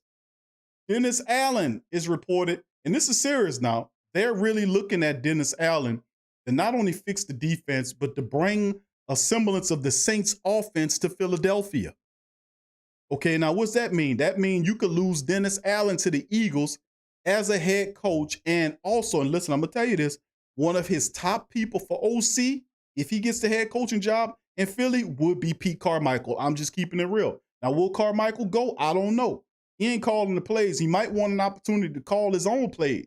But that might be a good move, too, because at least Sean Payton will say, you know what, Pete? I'll give you the play call sheet. I'll give you the Waffle House menu. You can call the plays. That can be a good thing that can come out of this if Dennis Allen makes that bulk move to Philadelphia. I'm just saying, you make Nielsen the assistant coach. That was a title held by Campbell, who's leaving to go to Detroit. But now Philly they're interviewing Dennis Allen. We're going to keep an eye out on that one because, like I told you, before the season ended, this is going to happen. We also talked about Michael Thomas to receive off-season surgery on his ankle. He had a few things that he needed to do. as well. Several different things that's in that surgery that need to happen. We covered that in that report. We also covered the fact that Mark Ingram had been released by the Baltimore Ravens and is now a free agent. We talked about that. We also talked about what Jay Glazer had to say about Drew Brees. Before the game, the Saints and Bucs game, Glazer kicked that effort out about it being Drew's final year before the game. And Glazer knows, Schefter, those guys are saying the same thing. Those guys know their stuff, man. They know their stuff. I'm just saying. And of course, we went to the Saints to pick 28th in the 2021 draft. We went over all the picks that they have. We covered the waterfront on that.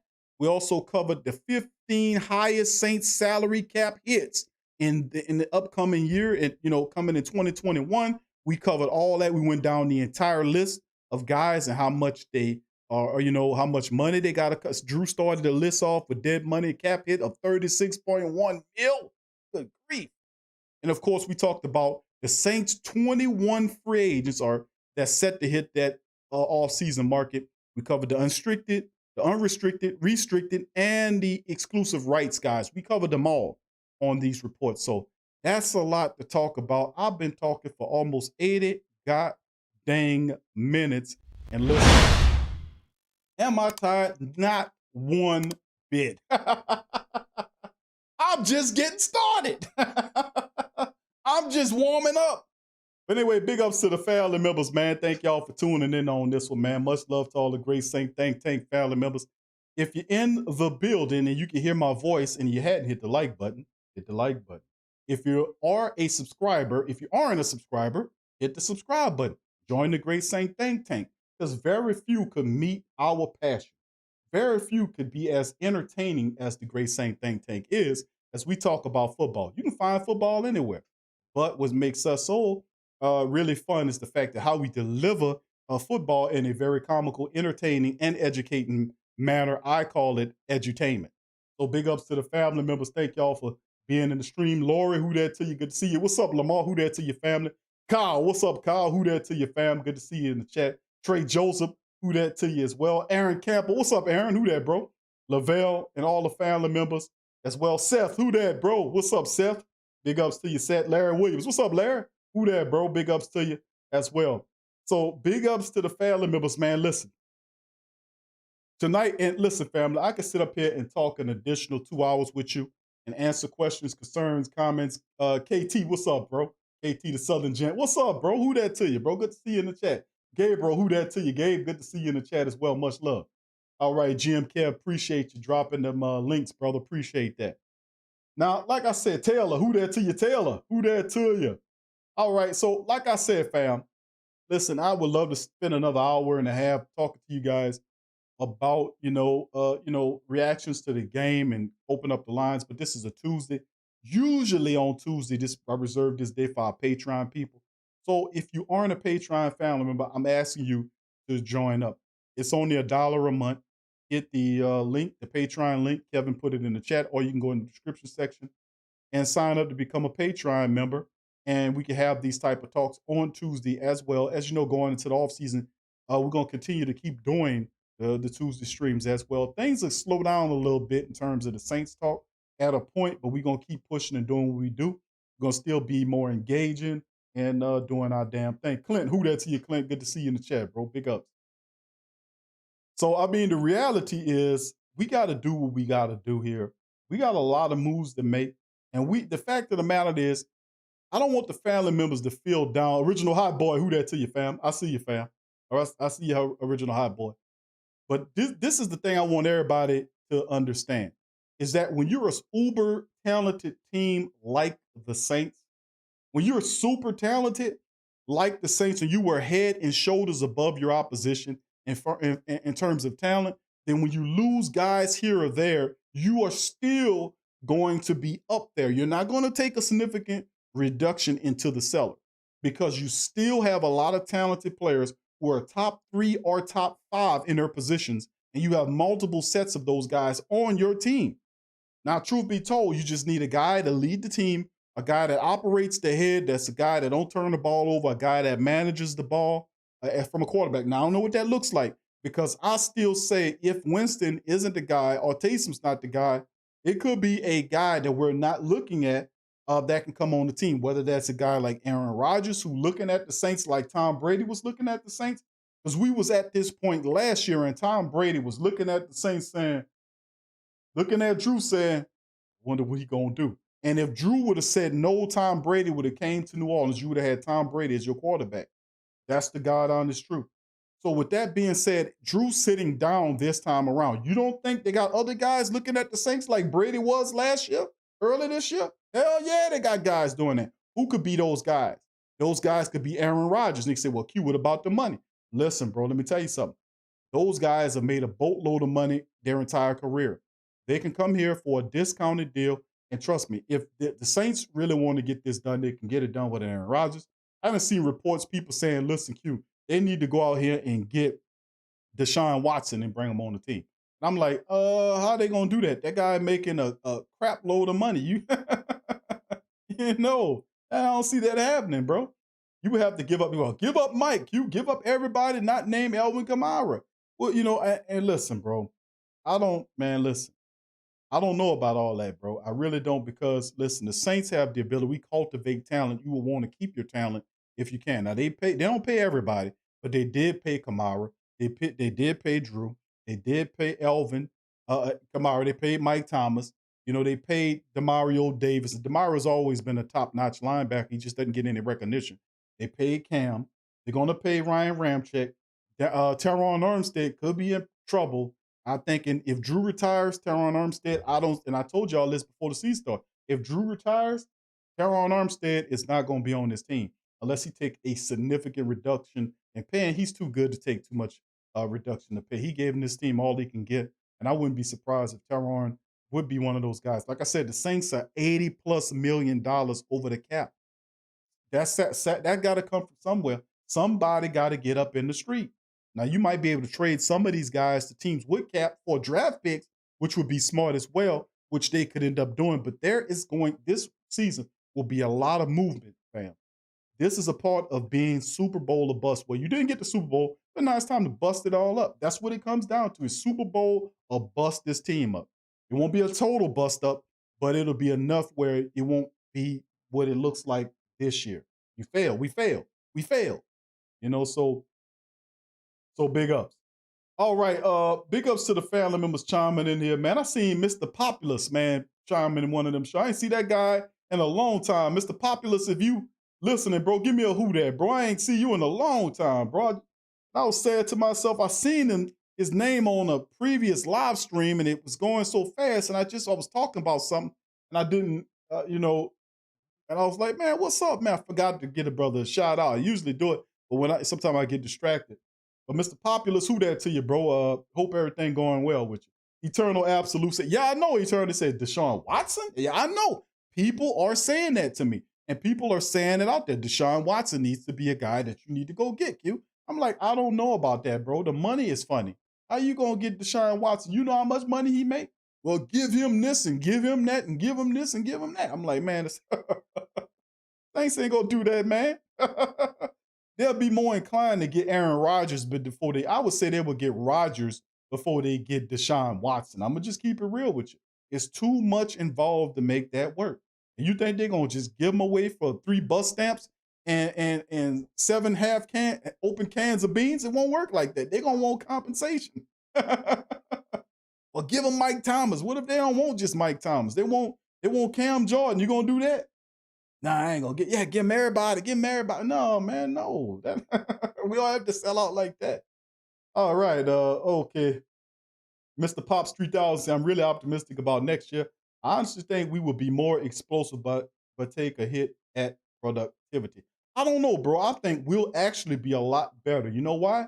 When Sean Payton doesn't have Drew Brees, he's a more balanced coach. He will run the ball. He will balance his attack. And that's been a problem I've been calling out for years with Coach Payton and Drew. He has an over-reliance on Drew to a fault. And I understand him trusting him because they've been through so much.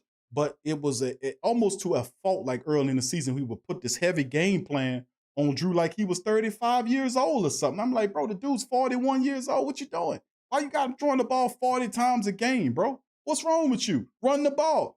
And see, that won't happen if you got to balance with a new quarterback there. Peyton ain't throwing no ball no 40 times. Hell no. He going to mix it up and run. I'm telling you, it's a reason why the Saints are 8-1 when Drew Brees is in there, because Sean Payton balances. See, that's the thing.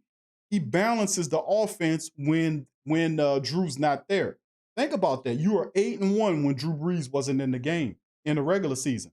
You won 5 with Teddy. You won 3 with Taysom, lost 1. So that's 8-1 with quarterbacks not named Drew Brees in the system. And if you won't count, well, we shouldn't count McCown. You know, he lost that years ago. But, I mean, truth be told, man, the reality is that's what it is. And I think he's a more balanced coach without Drew. I know that sounds kind of weird, but it's true. Who that to you, Larry, and all the rest of the family members. Baraka, what's up, Baraka? Baraka says Dak Prescott. Don't count on it, bro. Don't count on it, bro. I know a lot of people want Dak, man. I know a lot of people want Dak. I just don't see Dak here, man. But who knows, bro? Who knows? This is going to be a really crazy season, family. A lot of stuff is going to go on. A lot of stuff is going. Guys is going to get cut that you didn't think that was going to get cut. You're going to see a lot of movement, bro.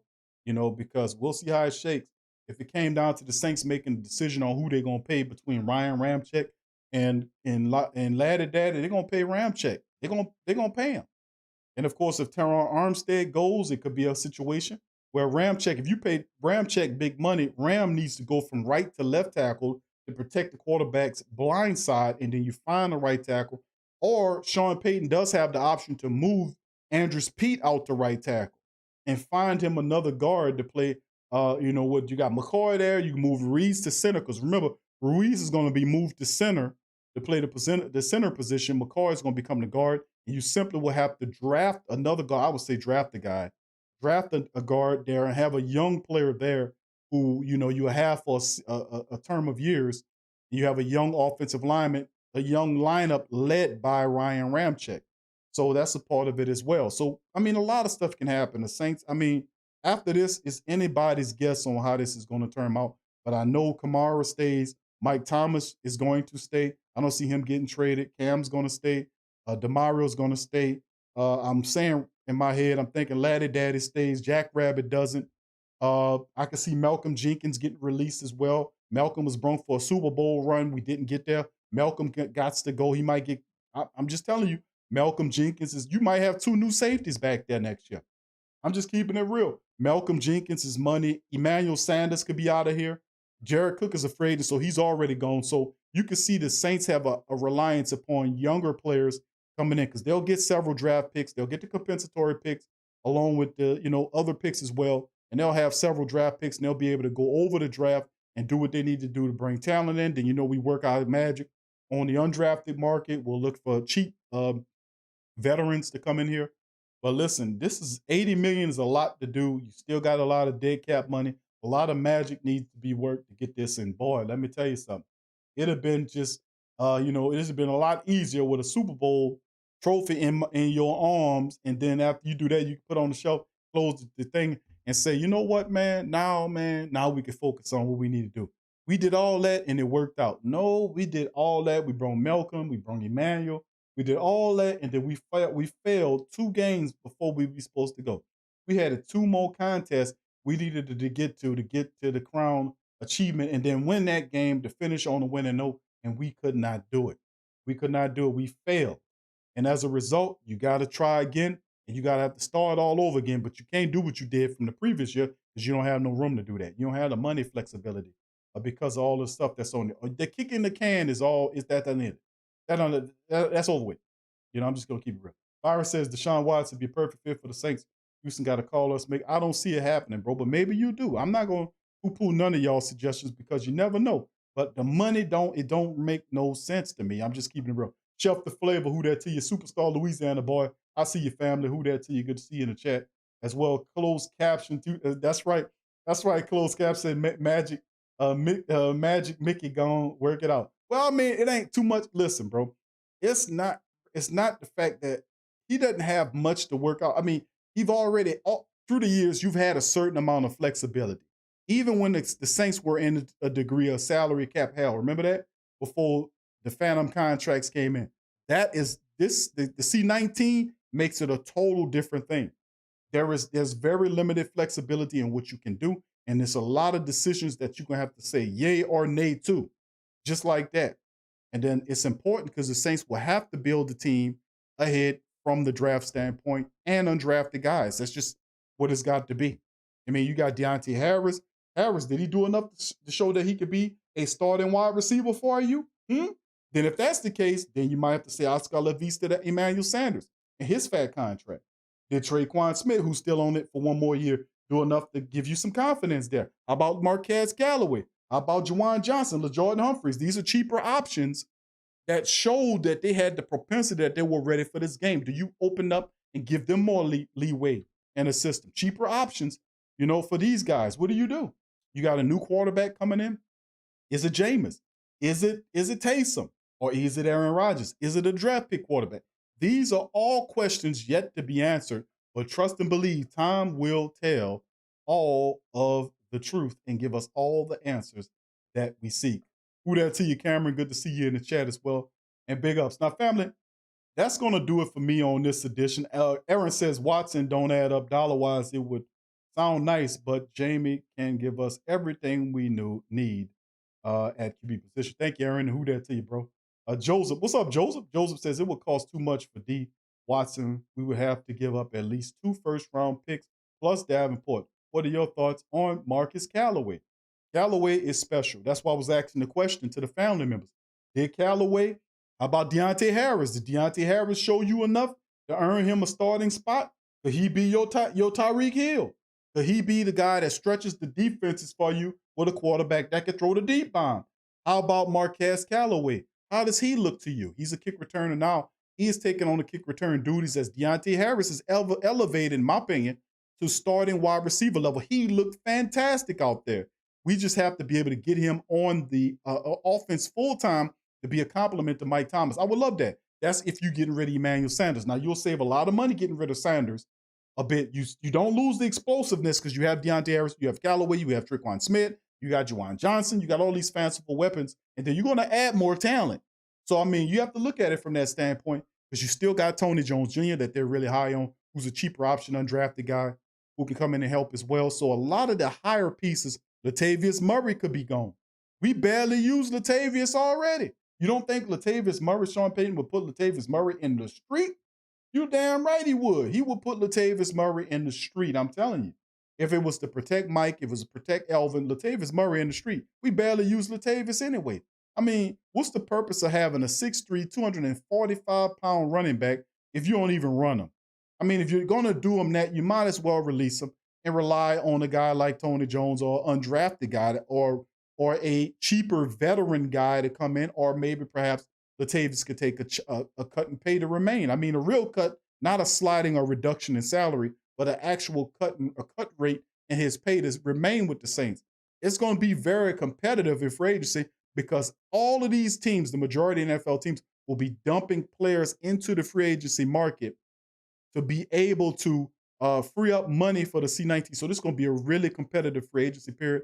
Some people might not see it worth their value to enter that type of situation. So we'll see. It's a lot of undetermined questions, bro, to answer that, bro. So I don't, your guess is as good as mine.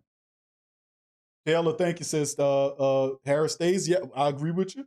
HB, what's up, HB? Says, what do you think we do with Marcus Williams and Cook? Cook's already a free agency. Both of those guys, both Marcus Williams and Cook, are free agents.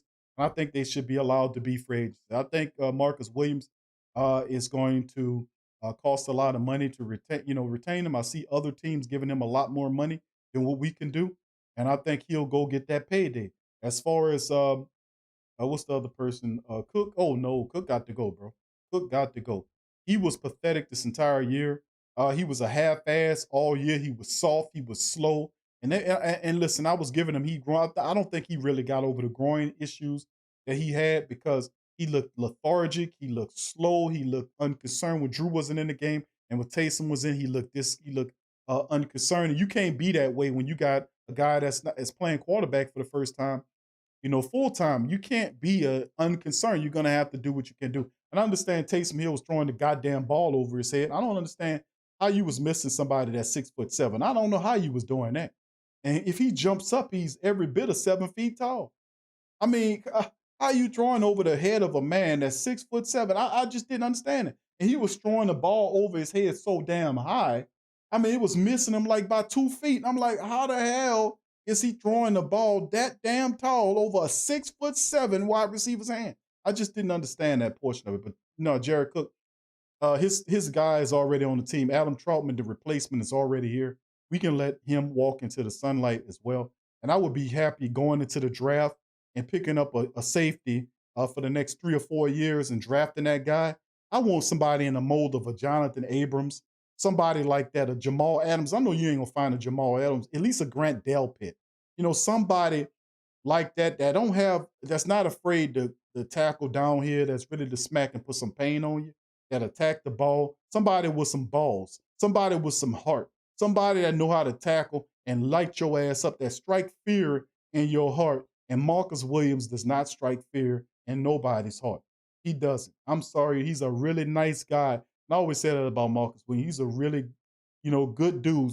The grandmas would call him. They'll say, Marcus, he's a sweet young man. That's what the grannies would say about Marcus Williams. And they ain't lying. He is sweet. But the bottom line is we don't need no sweet-ass safety on this team. I'm just trying to tell you. All right, let's keep it going. Timothy said, what's up, Tim? He says, I've been contemplating this since we lost a few days ago. And honestly, I feel like we should give up the draft picks to Houston along with Davenport to get Deshaun Watson. That's a big-ass gamble, bro, because that's a fat-ass contract. And you would have the offense to run with him. He's a very talented player. See, and this is a problem here. And so lies the problem. I'm going to say this, and then I'm going to shut the stream down, because it's getting close to my cutoff point. So I got to go over to Patreon to do the Patreon, the on-Q, big Q. I mean, not on-Q, the TSC Q&A. So listen, I'm going to say this one and then I'm going to leave it alone. We had an opportunity to land a Patrick Mahomes boys. Remember that? Sean Payton said he was going to draft them. Kansas City moved up ahead. They got Patrick Mahomes boys, and they looking good for the future. I mean, for the next 4 or 5 years, they can win it today. I mean, not today, but this year, you know what I mean?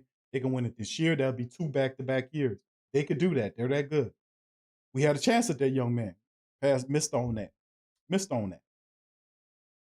We had a chance at Deshaun Watson to get him when he was coming out of Clemson. He was coming off a national championship. We knew that guy was the real deal. I knew he was real deal.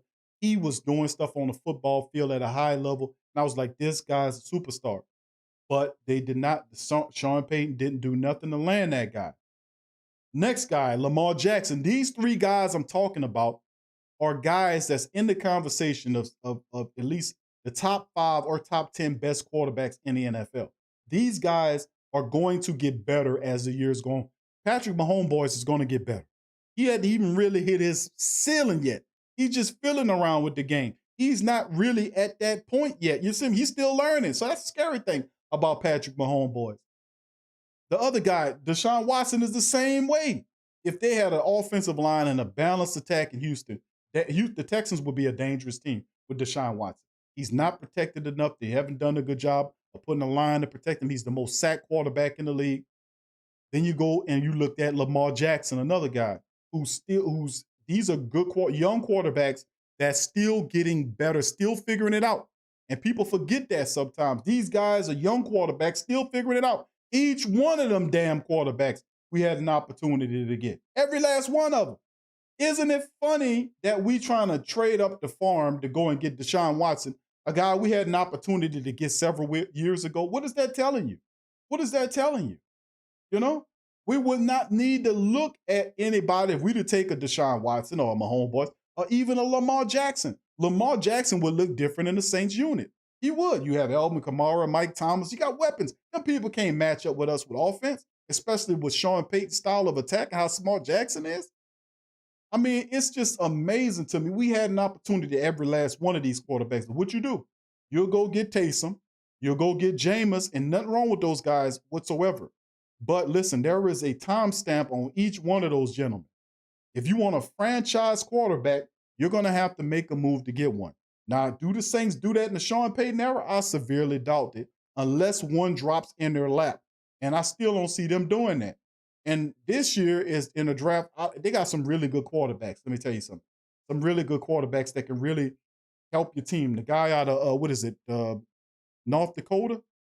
What's his name? Trey Lance. Is that it? Listen, they got some fantastic quarterbacks coming out. The kid from Clemson is special, but he's already gone.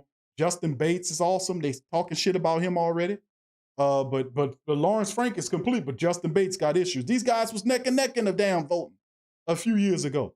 This guy gets his team there every time, but he got problems and issues. Well, what the heck? What? Why is it that standard? But also the reality is we have to be. I just don't see it. It's the philosophy of Coach Payton. He will not develop a young quarterback out of the draft. The last time he tried to do that was Garrett Grayson. You remember that? You remember how that ended? That ended horrifically. He does not do that. And he got, 3 years left on his contract with the Saints? And he going to spend 3 of them years developing a young quarterback for eventually Super Bowl rank? No. Payton sees this as a Super Bowl team, as I does. If you set a veteran quarterback, imagine if you stripped away a few pieces, the Saints are still very good, still Super Bowl contenders. You prop down Aaron Rodgers on top of that team, and you give him Mike, you give him Deontay, you give him Marquez Galloway, you give him Adam Troutman, you give him Josh Hill, you give him that offensive line, you give him Alvin Kamara, you give him Latavius Murray, you give him the Saints defense, and what do you have? You have a Super Bowl contender again. You haven't gone anywhere. You just switch quarterbacks. And that's the mind frame of Coach Payton. He's not going to draft no quarterback. All the years that guy had been here, he never took a first-round draft pick quarterback and tried to develop him into anything. He don't believe in that. He's not going to waste his time doing that. He's going to get a proven veteran that he thinks can retain his system, and he's going to work with him to the end of time. I'm just going to just listen. We had how many examples I got to show you? You had 3 opportunities to get at those guys. All those quarterbacks, whether they was Deshaun Watson, Patrick Mahomes, all Lamar Jackson. These are 3 of the top 10 quarterbacks in today's NFL. And we have a quarterback questions. And you said, well, Q, what would you have taken? Lamar Jackson or Davenport? Lamar Jackson! Stupid question. You said, what about Davenport? Davenport ain't turning into nothing. That's not saying he can't turn into nothing. But I'm going to take a one-in-a-lifetime generational talent like Lamar Jackson before I take a raw-ass defensive lineman. I'm just not out. You would get more value from that than you would have gotten with Davenport. I'm just keeping it real. And I love Davenport, but there is no comparison with Lamar Jackson. I've been saying that. But it's really odd and ironic that we're now looking for quarterbacks now because we don't feel like Taysom or Jameis is the answer. It's a split in the great Saint think tank. And the rest of the Who Dat Nation is saying, who's the guy? Q, who's the guy? I don't know. I don't know because Payton lies so much about this, that, and the third. I don't know who he favors. And really the truth is it could be none of these guys. It could be somebody like an Aaron Rodgers who's looking at the Saints, who's going to be looking at the Saints in the upcoming offseason like Tom Brady was looking at the Saints this past offseason. You got that? I'm just saying it's a lot of moving parts here. A lot of moving parts. Brandon says there is no telling what the Saints will have to give up for Watson. Listen, I'm telling you, bro, I don't think it's a possibility, bro. I'm just going to keep it real. Match says, Big Q, another prediction. Brady retired and Yucks are screwed royally. Well, he ain't going to quit till he get the records, brother Madge. I mean, that's how driven he is. He knows Drew's out. I think Drew's out as well. So, Timothy, thank you, Timothy. KK 504 and 44 lady says, if Peyton played Murray like he did Ingram and Kamara, we'd have been unbeatable. That is true. And I kept saying that. You got to mix them up and even put Kamara and Latavius on the same field at the same time. Remember that play they had when Jameis Winston was in the game for that touchdown and Kamara was lined up and Kamara went out. He was lined up as a wide receiver. When he started running, then he pulled 3 of their defenders away from a wide open Traquan Smith, and Jameis had the easiest touchdown pass that he ever threw in his life to Traquan. Remember that? That's decoy, meaning they respect Kamara that much that he took 3 of their defenders with them. See, that type of offensive imagination you got to employ. You could put Latavius Murray on the field. You could put Alvin Kamara in the slot or on the line and let him do out there outside and let them and decoy the piss out of him. You move him around and you don't have to throw him the ball, but you can decoy him, use him as a decoy to do stuff like that. And we should have did that more this upcoming year. But hey, it's all right. You got to learn, right? We didn't. BJ, what's up, PJ? PJ Juice says, Big Q, you're right. The guy out of North. Okay, no, yeah, Trey Lance. That guy is something else. But I don't think Sean Payton looking at him, bro. None of these young quarterbacks he's looking at. I mean, this guy, think about how we wasted them draft picks. We took a 7, we traded several picks to move up back into the draft to get that quarterback, that Ole Miss quarterback that we was trying to keep away from the Carolina Panthers. And then you waste the draft picks and then release the goddamn guy, and he still went to Carolina. What sense did that make? You see? But see, that just shows you we don't hit on everything we do. We don't hit on everything we do, but we're more. But I look at all of that because sooner or later you screwing up them picks. It's gonna come back to haunt you. It's gonna come back to haunt you. So it is what it is. Rob says the Davenport is trash. Thank you, Rob. Big ups to you as well. So once again, I like to thank all of the family members. Ramsey says, do you think we go after Mark Ingram? No, I don't think so, bro. He says, if we get him for cheap, that's interesting because remember, it was all about money from the get-go anyway. So do you release, Latavius Murray to get a cheaper Mark Ingram? Does Sean Payton do that? Hell yeah, he does that. So if that's the case, bro, I'll ride with you on that because he ain't using Davenport anyway. But the issue is, if Ingram comes back, Ingram's going to be expecting the ball. Does Sean Payton ingratiate to Ingram looking for the ball? Like Latavius, you can put Latavius behind Ingram, and Latavius will not bother Sean Payton. He will say, excuse me, coach, can I get a turn? No, Latavius is patient. He will sit there, and he won't say nothing to Coach Payton. He won't Adrian Peterson him. Remember that? Adrian Peterson mean mugging Sean Payton on the sideline, fussing at him, looking at him, and stuff like that. Remember that? And Sean Payton said, what the hell with this? Let me get this guy out of here. Well, stop lying to people then. You told that man that if you signed with you, that you was going to run him, that you was going to give him the damn ball. I know it because I remember the interviews and the interviews that Adrian Peterson was doing when he asked him why he coming to New Orleans. Well, you got 3 backs down there, yeah, but Coach Payton assured me that we was going to, y'all remember that? Put 1 in the chat. I don't forget none of this crap, man. I don't forget. That's how I can pull it back and says, stop lying to people. That's why Peterson was pissed off because Sean Payton promised him when he signed him because he wasn't going to sign here unless he was going to get the ball. And Sean Payton screwed the man, didn't give him the ball, let him sit there, and he got 2 or 3 carries a game. Latavius is not going to complain about that. He'll sit there and take whatever you give. But Mark Ingram is not going to just sit there and do that. Mark Ingram wants to get involved.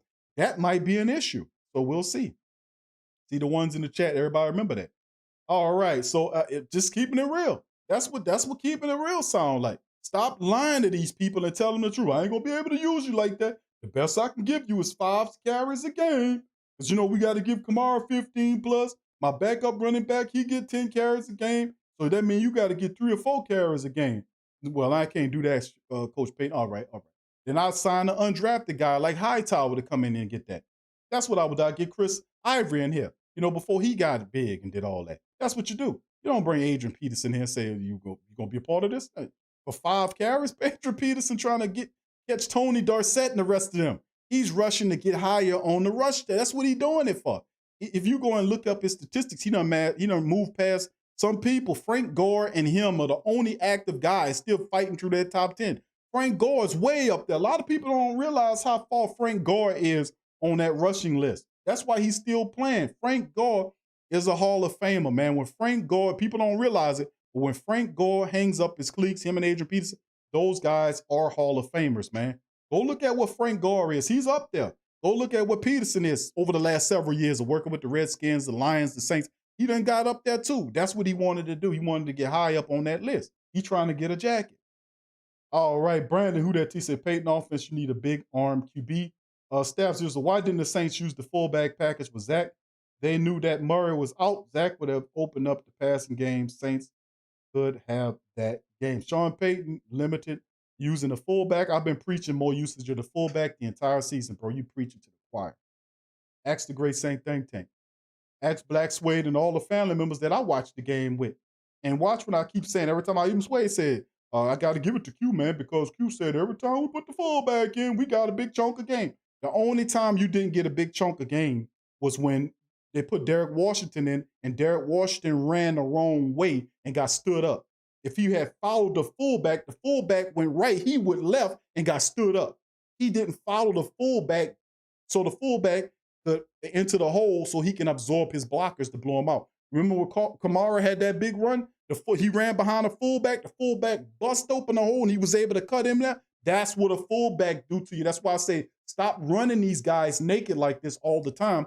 Give him a fullback. That way you can get his usage. You don't have to have the linebackers and defenders teeing off on Kamara or whoever it is when you give him the ball. Let the fullback bust the linebacker at the second level, allowing your running back to get to the second, then into the third, and he would have to just elude your defensive backs to get big gains.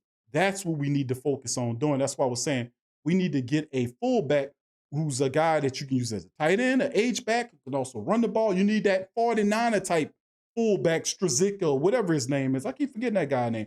But that's what kind of fullback you need. Guy that can catch it, can play tight end, he can play full. You can give him that, he runs the ball like a running back.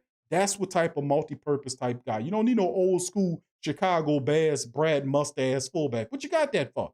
He's slow as hell, barely can block. I mean, you don't need that. You need, if you're going to have that in your wide open offense, you're going to have a versatile fullback that can do a number of different things, if you feel me. All right, JT, what's up, JT? Who that to you, bro?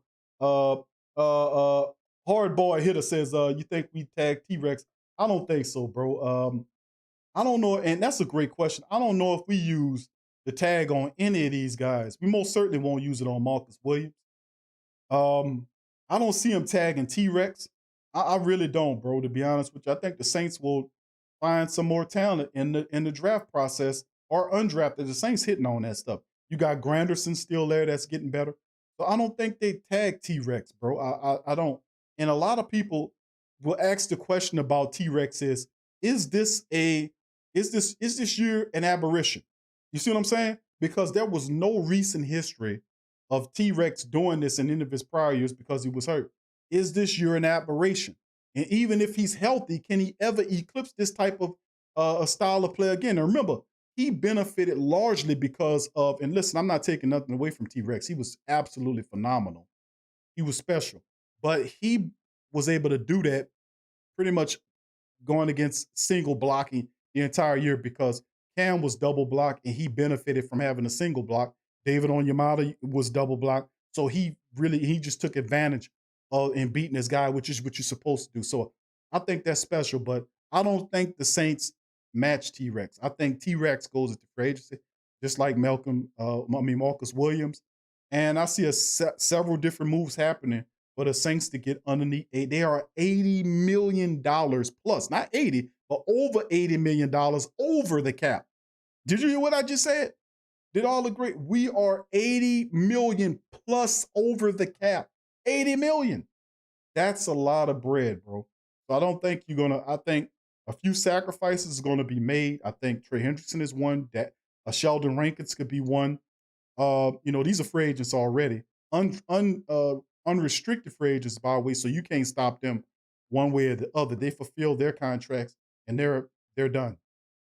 So I don't think they tag T-Rex. Matter of fact, I don't think the Saints tag anybody this year. I'm gonna just keep it real, bro. I don't think they tag anybody.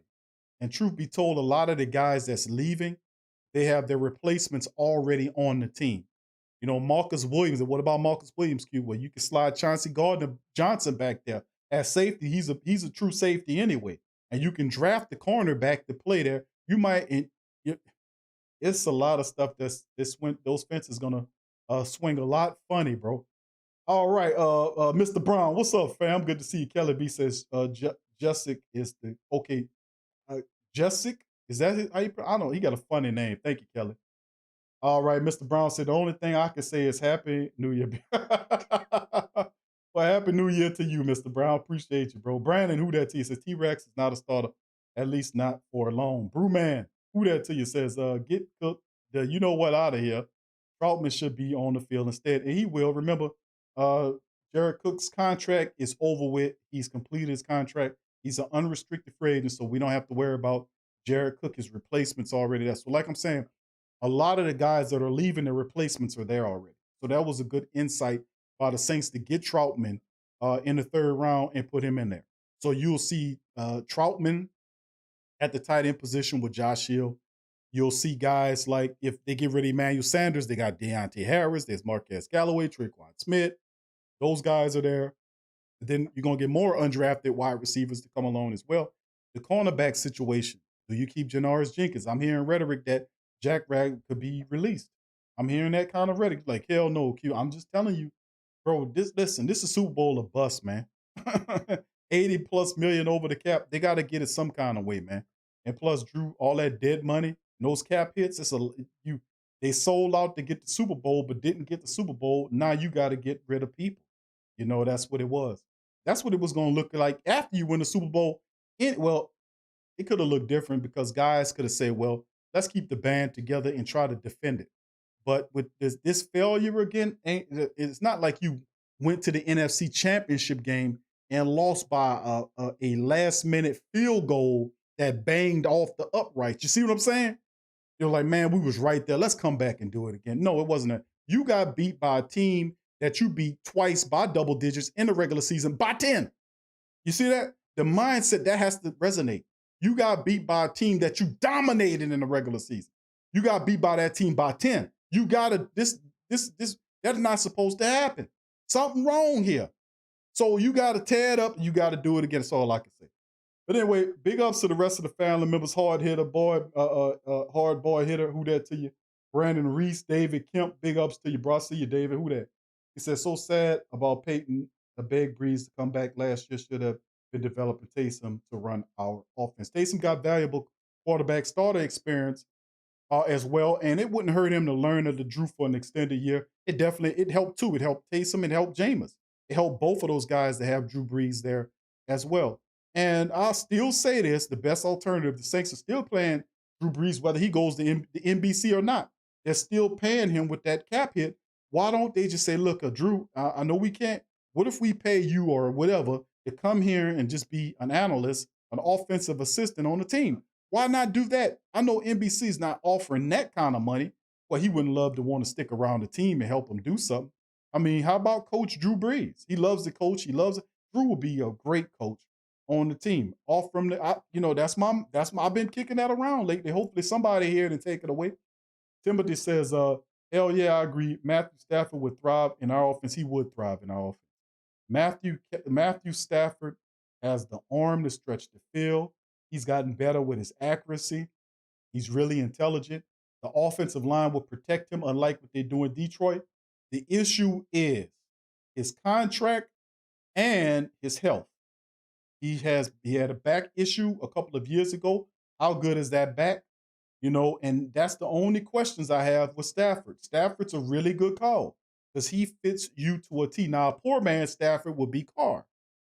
Carr, that's right. I said it. Carr, the Raiders quarterback, who's supposed to be a free agent this year. Carr is a poor man Stafford. He's improved his safety. He has wheels on him. He can scramble. He has an awesome deep ball, and he's really intelligent. Do you look at Carr? So it's a lot of stuff. There's a lot of stuff to kick around in here to be the quarterback. So I'm just saying, there's a lot of people that fit the system. Whether we're going to look at them is a whole nother thing. Baraka said, I can see Aaron Rodgers as a Saint. Get rid of P.J. Williams. I agree with both of those things. Charles says, Jack Rabbit wasn't that good anyway. He's getting beat too. Thank you, Charles. All right, Brandon said, I don't see Aaron Rodgers being with the Packers next. No, he done. That's over with. That's already been discussed. Jordan Love will be the quarterback next year. They're going to start building the team around him.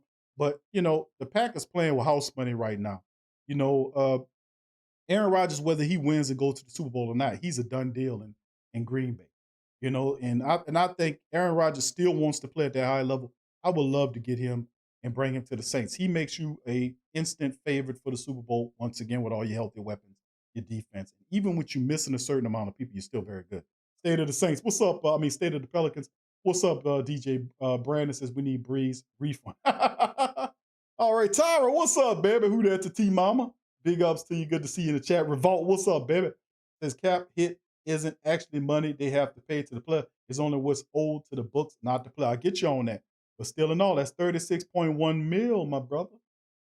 It's 36 mil, my brother. That's still a lot of money they got to come up with. And the Saints, they cheap. They're getting their cheap mind. This was Super Bowl or bust. They ain't going to get, they're going to get a little cheap-minded. I'm telling you. Y'all going to see. It's going to look a little different. Brandon says Peyton offense is built on slinging the ball downfield constantly. We need that strong arm. Definitely need a guy that can stretch the field. Timothy says Carr needs to get out of Vegas. Gruden is a terrible coach. He never believed in Carr. Never believed in him. And that's why I was saying he's a poor man, Matthew Stafford, in my opinion. Because if you watch the game, the kid can move. He got a hell of an arm. He got a pair of wheels. He's intelligent. He's improved his intermediate passing and his short range. Like I said, it's pretty good, man. All right. Yep. And GM Kev always talks about the money. And GM Kev is right this year. I battled him. Who that, Collinator? Good to see you in the chat, bro. But I battled GM Kev last year about this topic about don't worry about the money with the Super Bowl or bust year. But now it's time to worry about the money. You are $80 million over the cap. 80 plus million. Not 80, but 80 plus. That means more than $80 million over the cap. I'm just telling y'all that in some kind of way, you're going to have to get underneath that cap. If you 80 million, we ain't talking 12 of 20. That's one thing. 20 million, we just write this and write that. How you going to write off 80 plus million? People got to go. I'm just keeping it real, man. Some hard challenges got to go. And I told y'all a few of them already put guys on the bubble. I told you Emmanuel Sanders, look for him to get gone. Look for Malcolm Jenkins to get gone. I done put a bunch of guys out there. You say, no, Q. Those guys were Super Bowl or bust. You didn't get the Super Bowl, bust up the team. You got to start with a new range of people that's cheaper. Those guys were here for the Super Bowl. We failed. So you got to get those guys out. You got to start cheaper. And those guys are guys that could be cap hits. I'm just keeping it real with you. I'm just telling you. You might not like it. Because we got a lot of people that like to hoard the players, hold on to the player. No, Q, no, we ain't going to let him go. No. You can't do that. You can't do that. You hold it. Don't be a who that hoarder. Okay? Let's not be who that hoarders. Don't be a who that hoarder. Okay? Let's not be a who that hoarder. Let me throw that out there because I've never heard that before. Let us coin that as a great think tank term. Okay? Okay, now I throw out a lot of terms and I make names and I accentuate different people's names like Gundam and Okula, Till. I do stuff like that because that's in my spirit. When I say a name like Kelvin, and I usually sing where he come from Phoenix. That's me. That's just how I am. I'm just imaginative like that. It just come to me. So let's not be a bunch of who that hoarders. If we build it once, we can build it again. Just because, listen, we still got the blueprint to this thing. We did not burn the blueprint, or the black print, or the white print, or any other color that you want visualize. We still got the blueprint, and we just need to accentuate the ones that are left. And look at the talent that you got. Deontay Harris is ready. Marquez Callaway, Traquan Smith. You got talented wide receivers that's ready for big time. Anderson showed you some stuff. The Saints going to get some defensive help. Defensive backs and defensive linemen to help out as well. Guys that you're bringing in, you got Malcolm Roach still sitting there. You got a lot of talent sitting there that you're not accounting for, and those guys will be better because they're a year more seasoned to the system, and we're going to be a lot better. Now, secondary-wise, in terms of talent, this is still all very much new because you could very well have a brand new defensive coordinator if Philly takes Dennis Allen. We covered that in the show, that Philly is looking at hiring or doing an interview with Dennis Allen. You said, well, Q, that Dennis Allen ain't going to get it. If Dennis Allen could get that job, he's proven that he can coach defense. Look what he's done with the Saints defense. He turned them into a top 5 unit. Think about it like this. Dennis Allen goes to Philly, and they'd be like, why would he take Philly? They take him because he could promise to run the Saints offense up there. You got Jalen freaking Hurts and Carson Wentz up there. And you know what you tell a guy like Lowry or whatever, Jeff Lowry, whatever his name is, you tell him, listen, man, you hired me, I'm bringing the Saints offense here. Really? What could you do for Carson Wentz? Well, how would Carson Wentz look in Sean Payton's style offense? The head exploded. Imagine Carson Wentz and Sean Payton's offense. And their head blew up. You know why? Then he said, imagine what Jalen Hurts his look in Saints offense. The head blew up. You know why? Because a Sean Payton wide open offense could do wonders for a guy like Jalen Hurts and Carson Wentz. I'm telling you, he can. He said, well, Q, how would he deliver the offense? He just offers a big fat contract to Pete Carmichael to be his offensive coordinator. Oh, then you out of here. You think Pete Carmichael ain't gonna take that? You think he won't leave to be Sean assistant because he ain't really the offensive coordinator down here anyway. He's like an offensive assistant because he's not allowed to make any calls. And then the only thing Dennis Allen what he does is he tell the man, listen, bro, I'll let you call your own plays. You're like, man, I'm packing my damn bag right now. And then Sean's like, okay, what did they offer you, Pete? What did they offer you? Well, Sean, listen, to be honest with you, they offered me the ability to run my own damn playbook. Well, and then Sean Payton will have to chew his own damn tongue off just to tell him, okay, listen, I'll let you call all the plays. And I'll be like, bam, we got it. Either way, you're going to win this deal. Either way, you're going to win. Because if it forces him to give up Pete Carmichael, he really don't give up Pete Carmichael. Let me tell you something. He really doesn't. But if he does, it might force him to give Carmichael the offensive playbook and a raise, which I've been advocating for years that he needs to give up the play calling to Pete Carmichael because this is the part of the reason why you keep failing in the playoffs. It's his play calling. This is the part we got to change some shit to see what's not working anymore. You can't keep rolling out new teams and the coaches doing the same stuff.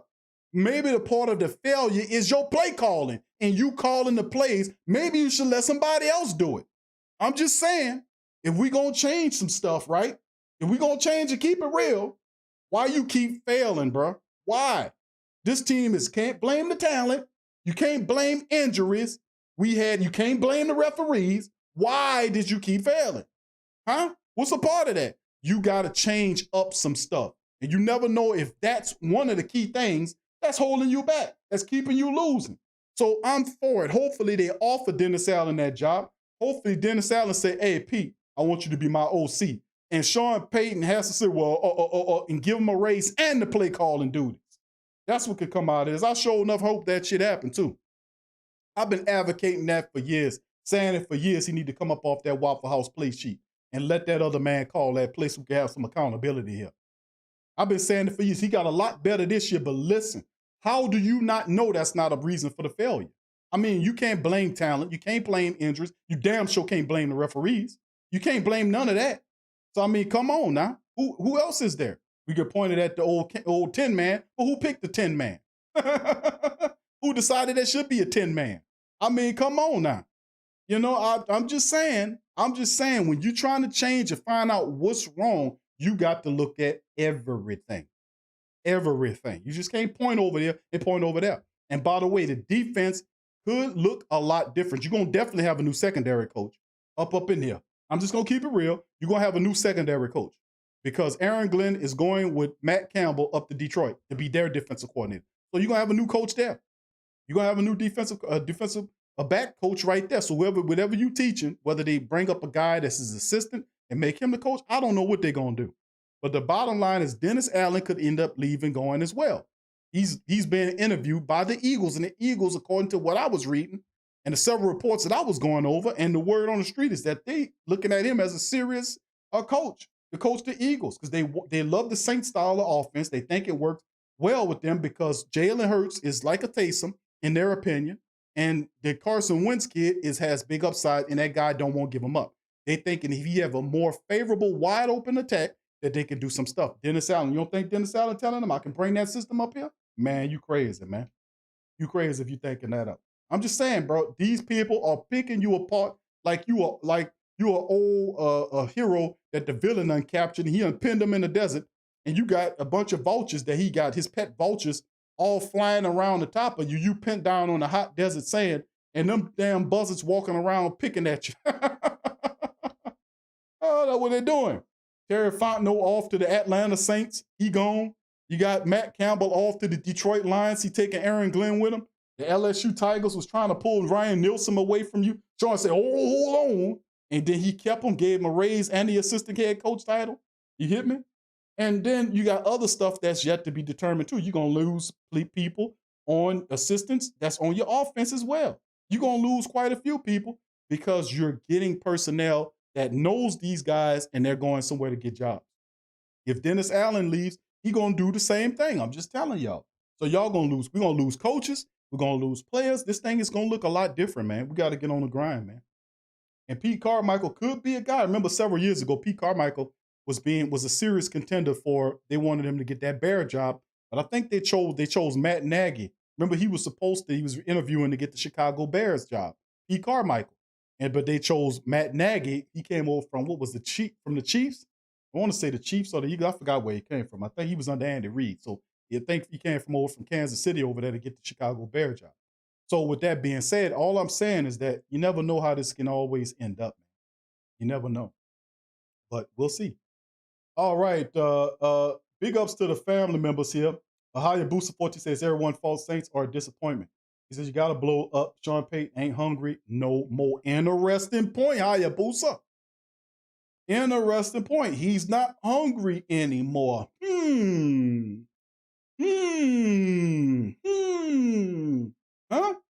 Huh? They talk about Drew. Drew, he don't have it no more, Q. Well, what about Payton? Who was saying that the game might have passed him by? I just think, man, it comes a time where you got to change it up, bro. You got to come up off them play calls. You got to change it up, man. I mean, how would you know that you ain't the reason if you don't change? You got to change it up. You got to change it up. We're going to see. Gundam says, Q, why don't we get young, fresh coordinators in this organization? You might get your opportunity, bro, when it's all said and done. A lot of these guys are headed elsewhere, man. I'm just keeping it real. Dennis Allen wants to be a coach again. He could be. Philly likes him a lot. That's what I'm hearing. We'll see. But anyway, that'll do it for the show, fam. I'd like to thank all you guys for chiming in on today's show. What I'm going to do is I'm going over to Patreon. We're going to open up the phone lines. We're going to have people to vent their frustrations upon the wild card loss. Questions, concerns, answers be vented. Simply, if you want to join us at Patreon, go to patreon.com/Pro Media Network. The link is in the description section below. Or simply join or become a YouTube member, and you'll be able to access the show as well tonight where people can chime in. And, you know, we covered a lot of news here, but rather we're going to go into the show. And we're gonna have I'm gonna start right off with the hater skit. We'll get into it. We'll do about an hour and some change show right now. We got the Pelicans. I want to say tonight or whatever it is, so we'll be looking at that as well. So it's a full night of action tonight. But anyway, I'd like to thank all you guys for chiming in on the Pelican, all over the place, for this episode of the Sports Coma entitled "Change Has Come to the Who Dat Nation." So there was a lot to talk about early on with the news, notes, and everything. So if you guys want to join us on TSC Q&A live tonight, please hit the Patreon up and join via Patreon, or become a YouTube member and you can gain access to the show. So once again, I appreciate y'all for chiming in. Please hit the join the Patreon. Check out the merch. The merch links down below. Hit the like button. And if you aren't a subscriber, guess what? Guess what you got to do? Subscribe and join the Great Saint Think Tank. I appreciate all the family member super chats. I appreciate y'all time for joining. And I'll see the rest of you guys on TSC Q&A in a few minutes. Peace and hootie. Yeah. Well, all right. Like you always say, welcome, welcome, welcome.